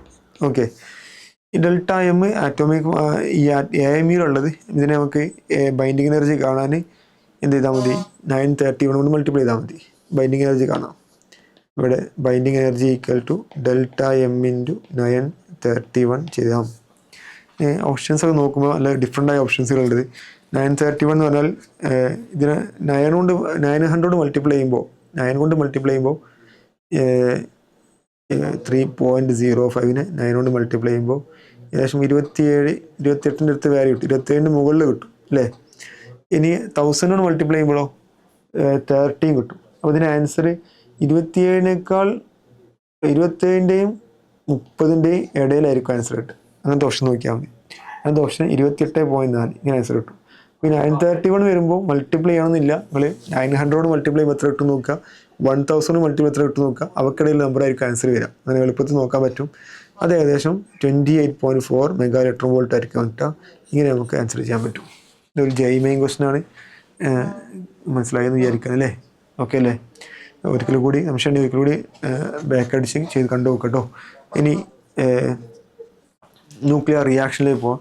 ഇതിൽ ഒരുപാട് ക്വസ്റ്റ്യൻസ് വരാണ്ട്. അത് ഫിഷൻ്റെയും ഫ്യൂഷൻ്റെ ഭാഗത്ത് ഞാൻ ക്വസ്റ്റ്യൻ ഉണ്ട്, ആ ഭാഗത്തേക്ക് ക്വസ്റ്റ്യൻ ഉണ്ട് ചെയ്യുന്നത്. ന്യൂക്ലിയർ റിയാക്ഷന് കഴിഞ്ഞ ശേഷം വീണ്ടും ബൈൻഡിങ് എനർജി പെർ ന്യൂക്ലിയർ വെച്ച് ക്യൂ വാല്യൂ കാണാനുള്ള ക്വസ്റ്റ്യൻസുകൾ വരേണ്ടതുണ്ട്. വളരെ ഇമ്പോർട്ടൻ്റ് ആയ ഏരിയയാണ്. അപ്പോൾ അതിലേക്ക് പോകുന്നതിന് മുമ്പ് ന്യൂക്ലിയർ റിയാക്ഷനെ കുറിച്ച് പഠിക്കണം. കെമിക്കൽ റിയാക്ഷൻ നമുക്കറിയാം. ഒരു ആറ്റത്തിലെ outermost electrons, valence electrons മറ്റൊരു ആറ്റത്തിലെ ഇലക്ട്രോൺസുമായിട്ട് എന്തെങ്കിലും തരത്തിലുള്ള ബോണ്ടിങ്ങിൽ ഏർപ്പെട്ട് റിയാക്ഷൻ നടന്ന് കെമിക്കൽ ചേഞ്ച് വരുന്ന പ്രോസസ് വിളിക്കുന്നതാണ് കെമിക്കൽ റിയാക്ഷൻ. എന്നാൽ ന്യൂക്ലിയർ റിയാക്ഷൻ അങ്ങനെയല്ല. ഇവിടെ ഒരു പാർട്ടിക്കിൾസ്, ഒരു എനർജറ്റിക് പാർട്ടിക്കിൾസ്, ലോ എനർജറ്റിക്കോ ഹൈ എനർജറ്റിക് ആയ പാർട്ടിക്കിൾസുകൾ ഒരു ന്യൂക്ലിയസിനെ വന്ന് ഇടിക്കുമ്പോൾ ആ ന്യൂക്ലിയസിലെ സ്ട്രക്ചർ ആകെ മാറിപ്പോവുക. ആ ന്യൂക്ലിയസേ മാറിപ്പോവുക, വേറെ ന്യൂക്ലിയസായി മാറുക. അങ്ങനെ മാറുമ്പോൾ ഈ കെമിക്കൽ റിയാക്ഷനെ പോലെയല്ല, നല്ലൊരു എമൗണ്ട് എനർജി കിട്ടും. അധികവും ഒരു നല്ല എമൗണ്ട് എനർജി കിട്ടും. അത്തരത്തിലുള്ള പ്രോസസ് വിളിക്കുന്നവരാണ് ന്യൂക്ലിയർ റിയാക്ഷൻ. ഓക്കെ, ന്യൂക്ലിയർ റിയാക്ഷനുമായി ബന്ധപ്പെട്ട റിയാക്ഷൻ വെച്ച് change the structure of nucleus by bombarding with an energetic particle. അതാണ് ന്യൂക്ലിയർ റിയാക്ഷൻ. ഈ ന്യൂക്ലിയർ റിയാക്ഷനിൽ നമ്മൾ ഒരു പക്ഷേ ചോദിക്കാൻ സാധ്യതയുള്ള കാര്യമാണ്, കുറച്ച് കാര്യങ്ങളൊക്കെ കൺസേർവ്ഡ് ആയിരിക്കും ഈ ന്യൂക്ലിയർ റിയാക്ഷനിൽ. പ്രൊഡക്റ്റിൻ്റെയും റിയാക്റ്റൻസിൻ്റെയും ഭാഗത്തെ കാര്യങ്ങൾ ചെക്ക് ചെയ്ത് നോക്കുമ്പോൾ ഈ മാസ് നമ്പർ കൺസേർവ്ഡ് ആയിരിക്കും. ഈ പ്രൊഡക്റ്റിൻ്റെ ഭാഗത്ത് അതേ മാസ് നമ്പർ ആയിരിക്കും റിയാക്റ്റിൻ്റെ ഭാഗത്തുണ്ടായിരിക്കുക. അതിൻ്റെ ചാർജ് കൺസേർവ്ഡ് ആയിരിക്കും. ചാർജ് കൺസേർവ്ഡ് പറഞ്ഞാൽ Z കൺസേർവ്ഡ് ആയിരിക്കും. ന്യൂക്ലിയസിലുള്ള ചാർജുകൾ പ്രോട്ടോൺസാണ്. പ്രോട്ടോൺസിനകത്ത് ആറ്റോമിക് നമ്പർ എന്ന് വിളിക്കുക. ആറ്റോമിക് നമ്പർ കൺസേർവ്ഡ് ആയിരിക്കും, മാസ് നമ്പർ കൺസേർവ്ഡ് ആയിരിക്കും. അപ്പോൾ ഇത് ഇക്വേറ്റ് ചെയ്തുകൊണ്ട് ഉള്ള ക്വസ്റ്റ്യൻ ചിലപ്പോൾ ചോദിക്കാം. അതുപോലെ കൺസർവേഷൻ ഓഫ് എനർജി കൺസേർവ്ഡ് ആണ്, മൊമെൻറ്റം കൺസേർവ്ഡ് ആണ്, ലീനിയർ മൊമെൻറ്റും ആംഗുലർ മൊമെൻറ്റും ഒക്കെ കൺസേർവ്ഡ് ആണ്. ഇതൊക്കെ പ്രത്യേകം ശ്രദ്ധിക്കുക. ഒരു ന്യൂക്ലിയർ റിയാക്ഷനിൽ ഇത്രയും കാര്യങ്ങൾ കൺസേർവ്ഡ് ആയിരിക്കും. ഓക്കെ, ഈ ന്യൂക്ലിയർ റിയാക്ഷന് മറ്റു പ്രത്യേകത, ന്യൂക്ലിയർ റിയാക്ഷന് 2 ടൈപ്പ് റിയാക്ഷൻസുകളുണ്ട്. ഒന്ന് എനർജി റിലീസ് ചെയ്യുന്ന റിയാക്ഷൻസുകളുണ്ട്. അതിന് എക്സോ എർജിക് അല്ലെങ്കിൽ എക്സോ തേർമിക് റിയാക്ഷൻ എന്ന് വിളിക്കാറുണ്ട്. ചില റിയാക്ഷൻസുകൾ എനർജി കൊടുത്താലേ റിയാക്ഷൻ നടക്കുകയുള്ളൂ. അതിന് എൻഡോ തേർമിക് അല്ലെങ്കിൽ എൻഡോ എർജിക് റിയാക്ഷൻ എന്ന് വിളിക്കാറുണ്ട്. നിങ്ങൾക്കറിയുന്ന കാര്യമാണ്. അവിടെ ഞാനിപ്പോൾ ഒരു reaction in which energy release is called exoergic reaction. ഉദാഹരണമായിട്ട് A, B ഈ 2 റിയാക്റ്റൻസുകളുടെ എയും ബിയും സിയും ഡിയും പ്രൊഡക്റ്റും കൂടെ ക്യൂ എന്ന എനർജിയാണ്. എനർജി നമ്മൾ ക്യൂ വാല്യൂ എന്ന് വിളിക്കുക, ക്യൂ എന്ന് വിളിക്കാറുള്ളത്, ക്യൂ എന്ന് റെപ്രസെൻ്റ് ചെയ്യാറുള്ളത്. ഈ റിയാക്ഷനിൽ ഇത് എക്സോ എനർജിക്കാണ് എനർജി റിലീസ് ചെയ്യും. എനർജി റിലീസ് ചെയ്യണമെങ്കിൽ ആർക്കാണ് മാസ് കൂടുതൽ വേണ്ടത്? മാസ്സാണല്ലോ എനർജി ആയിട്ട് മാറുന്നത്. അപ്പോൾ ഈ റിയാക്റ്റൻറ്റിൻ്റെ മാസ്, ഇതാണ് റിയാക്റ്റൻറ്റ്, ഈ റിയാക്റ്റൻറ്റിൻ്റെ മാസ് ഈ പ്രൊഡക്റ്റിൻ്റെ മാസിനേക്കാൾ കുറച്ച് കൂടണം അല്ലേ? ഈ റിയാക്റ്റൻസ് ചേർന്ന് പ്രൊഡക്റ്റിനായപ്പോൾ കുറച്ച് മാസ് നഷ്ടപ്പെട്ടു പോയി. ആ നഷ്ടപ്പെട്ട മാസ് എനർജി ആയിട്ട് മാറുകയാണ് ചെയ്യുക അല്ലേ? അപ്പോൾ റിയാക്റ്റൻസിന് മാസ് കൂടുതലും പ്രൊഡക്റ്റിന് മാസ് കുറയുകയും ചെയ്യണം. അപ്പോഴേ എനർജി റിലീസ് ചെയ്യുള്ളൂ. അപ്പോൾ എനർജി കാണാൻ ഇവിടെ മാസ് ഡിഫക്റ്റ് കാണാൻ mass of reactant minus mass of product ചെയ്താൽ മതി. ഓക്കെ, ഇനി അതായത് mass of A plus mass of B minus mass of C plus mass of D ചെയ്താൽ മതി അല്ലേ? ഈ എനർജി റിലീസ് ചെയ്യുന്നത് കാണാൻ എനർജി ക്യൂ എന്ന് റെപ്രസെൻ്റ് ചെയ്യാറുള്ളത്, ക്യൂ എന്ന് പറഞ്ഞാൽ ഡെൽറ്റ എം സി സ്ക്വയർ ആണ്. Okay, delta M C square. ഇനി ഡെൽറ്റ എം സി സ്ക്വയർ. ഇനി അല്ലെങ്കിൽ അധികം നമ്മൾ യൂസ് ചെയ്യേണ്ടി വരിക delta M into 931.5 mega volt. ഇനി മറ്റൊരു രീതിയിൽ ഈ മാസ് കുറഞ്ഞു പ്രൊഡക്റ്റുകൾ ഉണ്ടായിട്ടുണ്ടെങ്കിൽ, മാസ് കുറഞ്ഞു അത് എനർജി റിലീസ് ചെയ്തിട്ടുണ്ടെങ്കിൽ അതിൻ്റെ അർത്ഥം ഈ പ്രൊഡക്റ്റ് മോർ സ്റ്റേബിൾ ആയിരിക്കും അല്ലേ? മോർ സ്റ്റേബിൾ ആണ്, മോർ ബൈൻഡിങ് എനർജി ആയിരിക്കും. അപ്പം ബൈൻഡിങ് എനർജി ഓഫ് പ്രൊഡക്റ്റ് കൂടുതലും ബൈൻഡിങ് എനർജി ഓഫ് റിയാക്റ്റൻ്റ് കുറവായിരിക്കും. എനർജി റിലീസ് ചെയ്യുകയാണെങ്കിൽ ബൈൻഡിങ് എനർജി കൂടും. ആ ഫൈനലിൽ ഉണ്ടായ പ്രൊഡക്റ്റിന് ബൈൻഡിങ് എനർജി കൂടും. ഓക്കെ, മാസ് കുറയും. അപ്പോൾ അത് പ്രത്യേകം നോട്ട് ചെയ്ത് വെക്കുക. അങ്ങനെയാണെങ്കിൽ ബൈൻഡിങ് എനർജിയുടെ ഈ ഡിഫറൻസ് ആവും എനർജി റിലീസ് ചെയ്യുന്ന ഈക്വൽ ആയിരിക്കും. Binding energy of product minus binding energy of reactant, ഇതും എനർജി റിലീസ് ചെയ്യുന്നതിന് ഈക്വൽ ആയിരിക്കും. അപ്പോൾ ഇത് എനർജി റിലീസ് ചെയ്യുന്ന ഈ പ്രോസസ്സിനെ എക്സോ എനർജിക് റിയാക്ഷൻസ് എന്ന് വിളിക്കാറുണ്ട്. ഓക്കെ അല്ലേ? ഇനി എൻഡോ എനർജിക് റിയാക്ഷൻസുകൾ അവിടെ സംഭവിക്കുക, ഇത് ഇപ്പോൾ ന്യൂക്ലിയർ ഫിഷനും ന്യൂക്ലിയർ ഫ്യൂഷനൊക്കെ എക്സോ എനർജിക് റിയാക്ഷൻസുകളാണ്. ഇവരൊക്കെ എനർജി റിലീസ് ചെയ്യുന്ന പ്രോസസ്സുകളാണ്. ഇനി എൻഡോ എനർജിക് റിയാക്ഷൻസ് നോക്കുമ്പോൾ ഇവിടെ റിയാക്ഷൻ വെച്ച് energy will be absorbed is called endo energy. അപ്പോൾ റിയാക്ഷൻ നടക്കണമെങ്കിൽ ഈ എനർജി കൊടുത്താലേ റിയാക്ഷൻ നടക്കുകയുള്ളൂ. ഈ ചില ഹെവി ന്യൂക്ലിയസുകളുടെ ഫ്യൂഷൻസുകളുണ്ട്, അയൺ 56 വലിയ ന്യൂക്ലിയസുകൾ ഫ്യൂഷൻ ചെയ്യിപ്പിക്കണമെങ്കിൽ വലിയ എനർജി കൊടുത്താലേ പറ്റുള്ളൂ. സാധാരണ ഫ്യൂഷൻ നടക്കാൻ തന്നെ ഒരു ഫിഷൻ നടത്തി എനർജി കൊടുക്കണമല്ലേ, എന്നിട്ട് നമുക്ക് ലാർജ് എമൗണ്ട് ഓഫ് എനർജി കിട്ടുക ചെയ്യുക. ഇവിടെ ഹെവി ന്യൂക്ലിയസിൻ്റെ ഫ്യൂഷനൊക്കെ ഈ എൻഡോ എനർജിക്ക് എക്സാമ്പിളാണ്. എൻഡോ എനർജി കാരണം നമുക്ക് ചോദിക്കാറില്ല. ഇവിടെ എ പ്ലസ് ബി റിയാക്റ്റൻസുകളാണ്, സി പ്ലസ് ഡി പ്രൊഡക്റ്റാണ്. ഇവിടെ എനർജി കൊടുക്കുക എന്ന് പറഞ്ഞാൽ മാസ് ഓഫ് പ്രൊഡക്റ്റ് ആയിരിക്കും കൂടുതൽ മാസ് ഓഫ് റിയാക്റ്റൻറ്റിനേക്കാളും. ഡെൽറ്റ എം ഇവിടെ മാസ് കൂടുകയാണ് ചെയ്യുക. ഇവിടെ ആ കൂടിയ മാസ് കാണാൻ C plus M D minus M A plus M B ചെയ്യണം. അതിന് സി സ്ക്വയർ കൊണ്ട് അല്ലെങ്കിൽ 931 കൊണ്ട് മൾട്ടിപ്ലൈ ചെയ്ത് കഴിഞ്ഞാൽ നമുക്ക് എനർജി കിട്ടും. ഇവിടെ എനർജി കിട്ടുമ്പോൾ ഇങ്ങനെ നമുക്ക് ഈ എനർജി റിക്വയർഡ് കണ്ടെത്താൻ പറ്റും. ഒരു പക്ഷേ ചോദിക്കാം.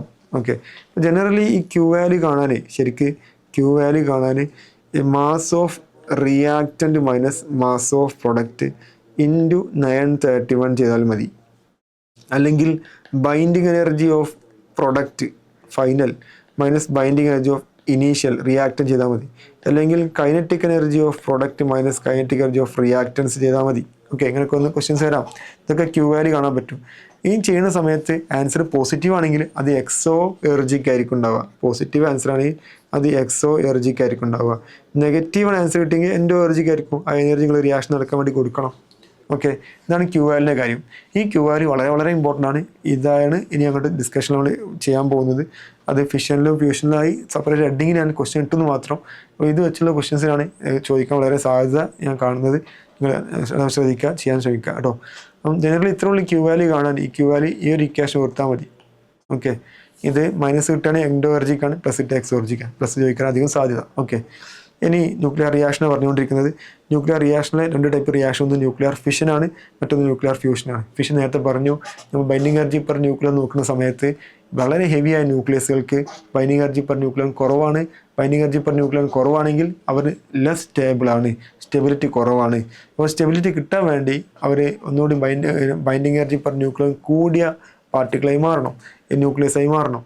അത് ഈ ഹെവി ന്യൂക്ലിയസ് ഒരു ന്യൂട്രോൺ, സ്ലോ മൂവിങ് ന്യൂട്രോൺ, ചില പാർട്ടിക്കിളിന് ചില ന്യൂക്ലിയസിന് ഫാസ്റ്റ് മൂവിങ് ന്യൂട്രോൺസ് വേണം. ഈ സ്ലോ മൂവിങ് ന്യൂട്രോൺസ് ഒന്ന് ഇടിച്ചു കഴിഞ്ഞാൽ അത് സ്പ്ലിറ്റ് ചെയ്ത് ഏകദേശം ഒരേ മാസമുള്ള 2 ലൈറ്റർ ന്യൂക്ലിയായിട്ട് മാറുകയും ആ ലൈറ്റർ ന്യൂക്ലിയസ് സ്റ്റേബിൾ ആയിരിക്കും. കൂടെ large amount of energy release ചെയ്യുകയും ചെയ്യും. എക്സോർജിക് ആയിരിക്കും. കൂടെ ഈ ലൈറ്റർ ന്യൂക്ലിയർ മോർ സ്റ്റേബിൾ.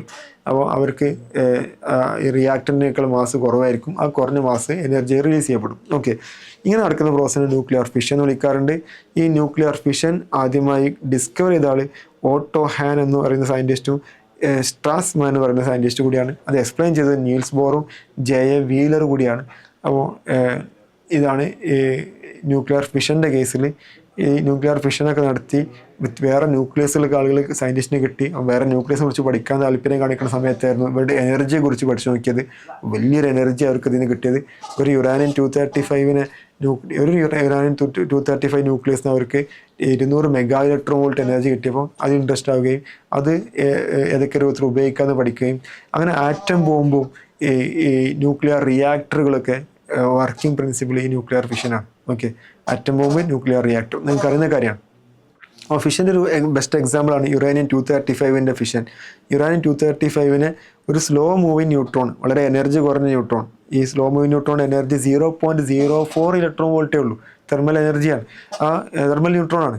ഈ ന്യൂട്രോൺ വന്ന് ഇടിച്ചു കഴിഞ്ഞാൽ അത് ഒരു ചെറിയൊരു സമയത്തേക്ക് 10⁻⁻12 എന്ന് പറഞ്ഞാൽ വളരെ നെഗ്ലിജിബിളായ സമയത്തേക്ക് യുറാനിയം 236 ആയി. അതിന് ഓസിലേഷനാണ് സ്പ്ലിറ്റ് ചെയ്ത് ബേരിയം ക്രിപ്റ്റോൺ മാത്രമല്ല ഏകദേശം ഒരുപാട് 90ഓളം ഡിഫറെൻറ്റ് വേരിയൻസിൽ ഓഫ് ന്യൂക്ലിയസുകൾ കിട്ടുന്നുണ്ട്. ഏറ്റവും കോമൺ നമ്മൾ പറയാറുള്ളത് ബേരിയം ക്രിപ്റ്റോൺ ആണ്. ബേരിയം 141 ക്രിപ്റ്റോൺ 92 കൂടെ 3 ന്യൂട്രോൺസുകൾ ഉണ്ടാവാം. അല്ലെങ്കിൽ പിന്നെ ക്സിനോൺ 114 സ്ട്രോൺഷ്യം 94 അല്ലെങ്കിൽ ലാന്തനം 148 ബ്രോമിൻ 85 അല്ലെങ്കിൽ ബേരിയം സ്ട്രോൺഷ്യോ അങ്ങനെ വ്യത്യസ്തങ്ങളായ ഏകദേശം 90 ഡിഫറെൻറ്റ് പെയേഴ്സുകൾ കിട്ടുന്നുണ്ട്. ഒറ്റ പേര് മാത്രമൊന്നുമല്ല. ഇങ്ങനെ ഇവൾക്കൊക്കെ ഏകദേശം ഒരു മാസുകളുള്ളത്. അങ്ങനെ സ്റ്റേബിളാണ്. ഇങ്ങനെ സ്റ്റേബിളായ ന്യൂക്ലിയസിൻ്റെ കൂടെ ന്യൂട്രോൺസും കൂടെ എനർജി ഉണ്ടാവും. അപ്പോൾ ചില പെയറിൽ 3 ന്യൂട്രോൺസ് ഉണ്ടാവും, ചില പെയറിൽ 2 ന്യൂട്രോൺസ് ആയിരിക്കും, ചിലക്ക് 3 ആയിരിക്കും. അങ്ങനെ എന്തും വരാം. നമ്മളെല്ലാം തീരുമാനിക്കുക ഏത് കിട്ടണം എന്നുള്ളത്. ഏത് സബാറ്റോമിക് പ്രൊഡക്റ്റും കിട്ടാം. ഏതോ 2 പെയേഴ്സുകൾ വരും. അപ്പോൾ ഇതിന് ന്യൂട്രോണുകൾ ഇതിൻ്റെ കൂടെ ഉണ്ടായിരിക്കും. 3 ന്യൂട്രോൺസ് കിട്ടാം, അല്ലെങ്കിൽ 2 ന്യൂട്രോൺസ് കിട്ടാം. ഓൺ ആവറേജ് ഒരു 2.47 എന്നൊക്കെ കിട്ടാറുണ്ട്. അതായത് 2.5 ആവറേജ് ന്യൂട്രോൺസുകൾ ഉണ്ടാവും. ആവറേജ് 2.5 ന്യൂട്രോൺസുകൾ ഈ ഒരു ന്യൂക്ലിയർ ഫിഷൻ നടക്കുമ്പോൾ കിട്ടുന്നുണ്ട്. കൂടെ ലാർജ് എമൗണ്ട് ഓഫ് എനർജി ഉണ്ടാവും. ആ എനർജി എങ്ങനെ കാൽക്കുലേറ്റ് ചെയ്യാമെന്ന് തൊട്ട് മുമ്പ് ഞാൻ പറഞ്ഞു. ഇതൊക്കെ എക്സോവർജിക് റിയാക്ഷനാണ് ന്യൂക്ലിയർ ഫിഷൻ, ന്യൂക്ലിയർ ഫ്യൂഷനൊക്കെ. അപ്പം ഈ റിയാക്ടറിൻ്റെ മാസ് മൈനസ് പ്രൊഡക്ട്സിൻ്റെ മാസ് ഇൻറ്റു 931.5 ചെയ്താൽ മതി. അല്ലെങ്കിൽ binding energy of product minus binding energy of reactant എന്ന് ചെയ്താൽ മതി. അവിടെ ബൈൻഡിങ് എനർജി ഓഫ് പ്രൊഡക്റ്റ് കാണുമ്പോൾ പലപ്പോഴും നിങ്ങൾ തരിക ബൈൻഡിങ് എനർജി പെർ ന്യൂക്ലിയോൺ ആയിരിക്കും തരിക. അതിനെ മാസ് നമ്പർ കൊണ്ട് മൾട്ടിപ്ലൈ ചെയ്താൽ ബൈൻഡിങ് എനർജി കിട്ടുള്ളൂ. ഇത് വല്ലതും ശ്രദ്ധിക്കാനുണ്ട്. ഇത് വെച്ചുകൊണ്ട് ബൈൻഡിങ് എനർജി റിയാക്റ്റൻറ്റിൻ്റെയും പ്രൊഡക്റ്റിൻ്റെയും കണ്ടെത്തി കഴിഞ്ഞാൽ നമുക്ക് ക്യൂ വാല്യൂ കാണാൻ പറ്റും. അപ്പോൾ ഈ ഭാഗത്ത് നിന്ന് ക്യൂ വാല്യൂ ചോദിക്കാൻ വളരെ സാധ്യത കൂടുതലാണ്. ഓക്കെ, അപ്പോൾ ഇതിന് അത്തരത്തിലുള്ള കുറച്ച് ക്വസ്റ്റ്യൻസുകളാണ് എക്സ്പ്ലെയിൻ ചെയ്യാൻ പോകുന്നത്. അന്ന് 2021 നീറ്റ് എക്സാം ക്വസ്റ്റ്യനാണ്. A nucleus with mass number 240 break into 2 fragments. അപ്പോൾ ഇത് പഴയ NCERT ബുക്കിലായിരുന്ന ക്വസ്റ്റ്യൻ കൂടിയാണ് കേട്ടോ. അപ്പോൾ mass number 240 break into 2 fragments. അപ്പോൾ ഇനീഷ്യലി ഒരു ന്യൂക്ലിയസിൻ്റെ മാസ് നമ്പർ 240 ആയിരുന്നു. അത് 2 ഫ്രാഗ്മെൻ്റായി ബ്രേക്ക് ചെയ്യാണ്. ഫിഷൻ നടക്കുകയാണ് അല്ലേ, ഫിഷനല്ല ബ്രേക്ക് ചെയ്യാണ്. അങ്ങനെ ഈച്ച് ഓഫ് മാസ് നമ്പർ 120. ഇത് ബ്രേക്ക് ചെയ്ത് ഉണ്ടാകുന്ന രണ്ടാൾക്ക് ഒരേ മാസ് നമ്പറാണ്, വ്യത്യസ്തമല്ല, ഒരേ മാസ് നമ്പറാണ്, 120 ആണ്. ദെൻ അപ്പോൾ ഈക്വലായ 2 മാസമായി സ്പ്ലിറ്റ് ചെയ്തു കേട്ടോ. Then binding energy per nucleon അങ്ങനെ ഈക്വലായി സ്പ്ലിറ്റ് ചെയ്തുകൊണ്ട് ഇനിയിപ്പോൾ ഇവിടെ ന്യൂട്രോൺസ് ഉണ്ടാവില്ല അല്ലേ, അല്ലെങ്കിൽ ന്യൂട്രോൺസുകളൊക്കെ ഉണ്ടാവുമായിരുന്നു. Then binding energy per nucleon of a unfragmented nuclei. ഇവിടെ തന്നിരിക്കുന്ന കാര്യം ശ്രദ്ധിക്കണം, ബൈൻഡിങ് എനർജി പെർ ന്യൂക്ലിയോൺ ആണ് തന്നിരിക്കുന്നത് അല്ലേ. ഇവിടെ binding energy per nucleon of unfragment, അതായത് 240 ഉള്ള മാസ് നമ്പറുള്ള ആൾക്ക് 7.6 മെഗാ ഇലക്ട്രോൺ വോൾട്ടും ഈ ഫ്രാഗ്മെൻറ്റ്സ് 120 ഉള്ള 2 ആളുകൾക്ക് 8.5 മെഗാ ഇലക്ട്രോൺ വോൾട്ടാണ് ബൈൻഡിങ് എനർജി പെർ ന്യൂക്ലിയോൺ ഉള്ളത്. ഞാൻ ചോദിക്കുന്നത് total gain in binding energy in this process. അപ്പോൾ ഈ പ്രോസസ്സിൽ ഗെയിൻ ചെയ്ത ബൈൻഡിങ് എനർജി എത്രയാണ്, അതാണ് റിലീസ് ചെയ്ത എനർജി ഉണ്ടാവും, അതാണ് ക്യൂ വാല്യൂ ഉണ്ടാവും. ആ ക്യൂ വാല്യൂ എത്രയാണെന്ന് ചോദിക്കുന്നത്. ഓക്കെ, അപ്പോൾ ക്യൂ വാല്യൂ കാണാൻ വേണ്ടി ചെയ്താൽ മതി binding energy of product minus binding energy of reactant ചെയ്താൽ മതി അല്ലേ. ചെയ്ത് നോക്കാം. ഇവിടെ പ്രൊഡക്റ്റ് ആയിട്ടുള്ളത് ഇവിടെ ഏതൊരു എലമെൻ്റ് ഉണ്ട്, ഒരു എക്സ് എന്ന എലമെൻറ്റ്, അതിൻ്റെ മാസ് നമ്പർ 240 ആണ്. അത് സ്പ്ലിറ്റ് ചെയ്തിട്ട് രണ്ട് വൈകൾ ഉണ്ടാവാം, Y120 പ്ലസ് Y120 ഉണ്ടാവുക ചെയ്യുന്നത്. ഇതാണ് ഇതുപോലെ റിയാക്ഷനാണ്. അപ്പോൾ ഇവിടെ ബൈൻഡിങ് എനർജി പെർ ന്യൂക്ലിയോൺ നമുക്കറിയാം പ്രൊഡക്റ്റുകളുടെ 8.5 ആണ്. 8.5 അതിന് മാസ് നമ്പർ കൊണ്ട് മൾട്ടിപ്ലൈ ചെയ്യുമ്പോൾ ബൈൻഡിങ് എനർജി കിട്ടും. മാസ് നമ്പർ 120 ആണ്. ഓക്കെ, പ്ലസ് അടുത്ത ആളത് 8.5 തന്നെയാണ് ഇൻറ്റു ഇവിടെ എഴുതുമ്പോൾ ശ്രദ്ധിക്കണം കേട്ടോ.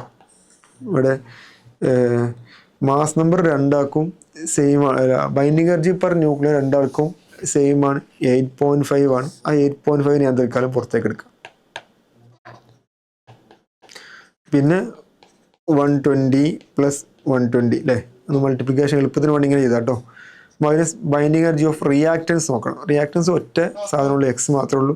അയാളുടെ ബൈൻഡിങ് എനർജി പെർ ന്യൂക്ലിയോൺ 7.6 ആണെങ്കിൽ അതിനെ മാസ് നമ്പർ കൊണ്ട് മൾട്ടിപ്ലൈ ചെയ്ത് കഴിഞ്ഞാൽ നമുക്ക് ബൈൻഡിങ് എനർജി കിട്ടും. അപ്പോൾ റിയാക്റ്റൻറ്റിൻ്റെ ബൈൻഡിങ് എനർജിയും പ്രൊഡക്റ്റിൻ്റെ ബൈൻഡിങ് എനർജിയും നമ്മൾ എഴുതി കഴിഞ്ഞു. ഈ 120 പ്ലസ് 120 ഇത് ഒരു 240 ആണ്. 240 കോമൺ ആണ്, 240 കോമൺ ആയി പുറത്തേക്ക് എടുക്കാം. പിന്നെ ബാക്കി ഉണ്ടാവുക 8.5 മൈനസ് 7.6 ഉണ്ടാവും. എത്ര വരും? 0.9 ഉണ്ടാവും അല്ലേ. 240 ഇൻറ്റു 0.9 ഉണ്ടാവും.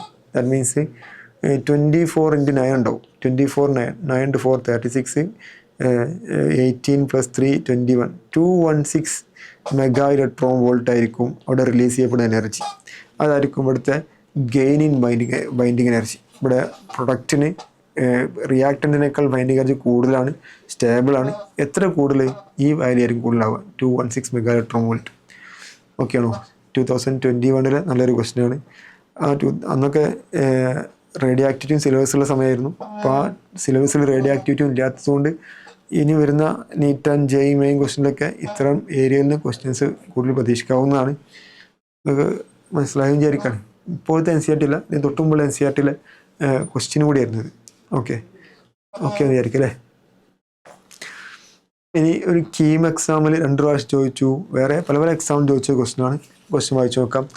Binding energy per nucleon for deuteron and helium are 1.1 mega electron volt and 7 mega electron volt respectively. Then binding energy per nucleon ആണ് നമുക്ക് തന്നിരിക്കുന്നത് കേട്ടോ. ബൈൻഡിങ് എനർജി പെർ ന്യൂക്ലിയോൺ തന്നെങ്കിൽ ബൈൻഡിങ് എനർജി കണ്ടുപിടിക്കാൻ അതായത് മാസ് നമ്പർ മൾട്ടിപ്ലൈ ചെയ്താൽ മതി. അത് ഈ വാല്യൂസ് ആണ്. ഇനി energy released when 2 deuteron fuse to form helium nucleus. ഈ 2 ഡ്യൂട്രോണുകൾ കൂടി ചേർന്ന് ഹീലിയം ന്യൂക്ലിയസ് ഉണ്ടാവുകയാണ്.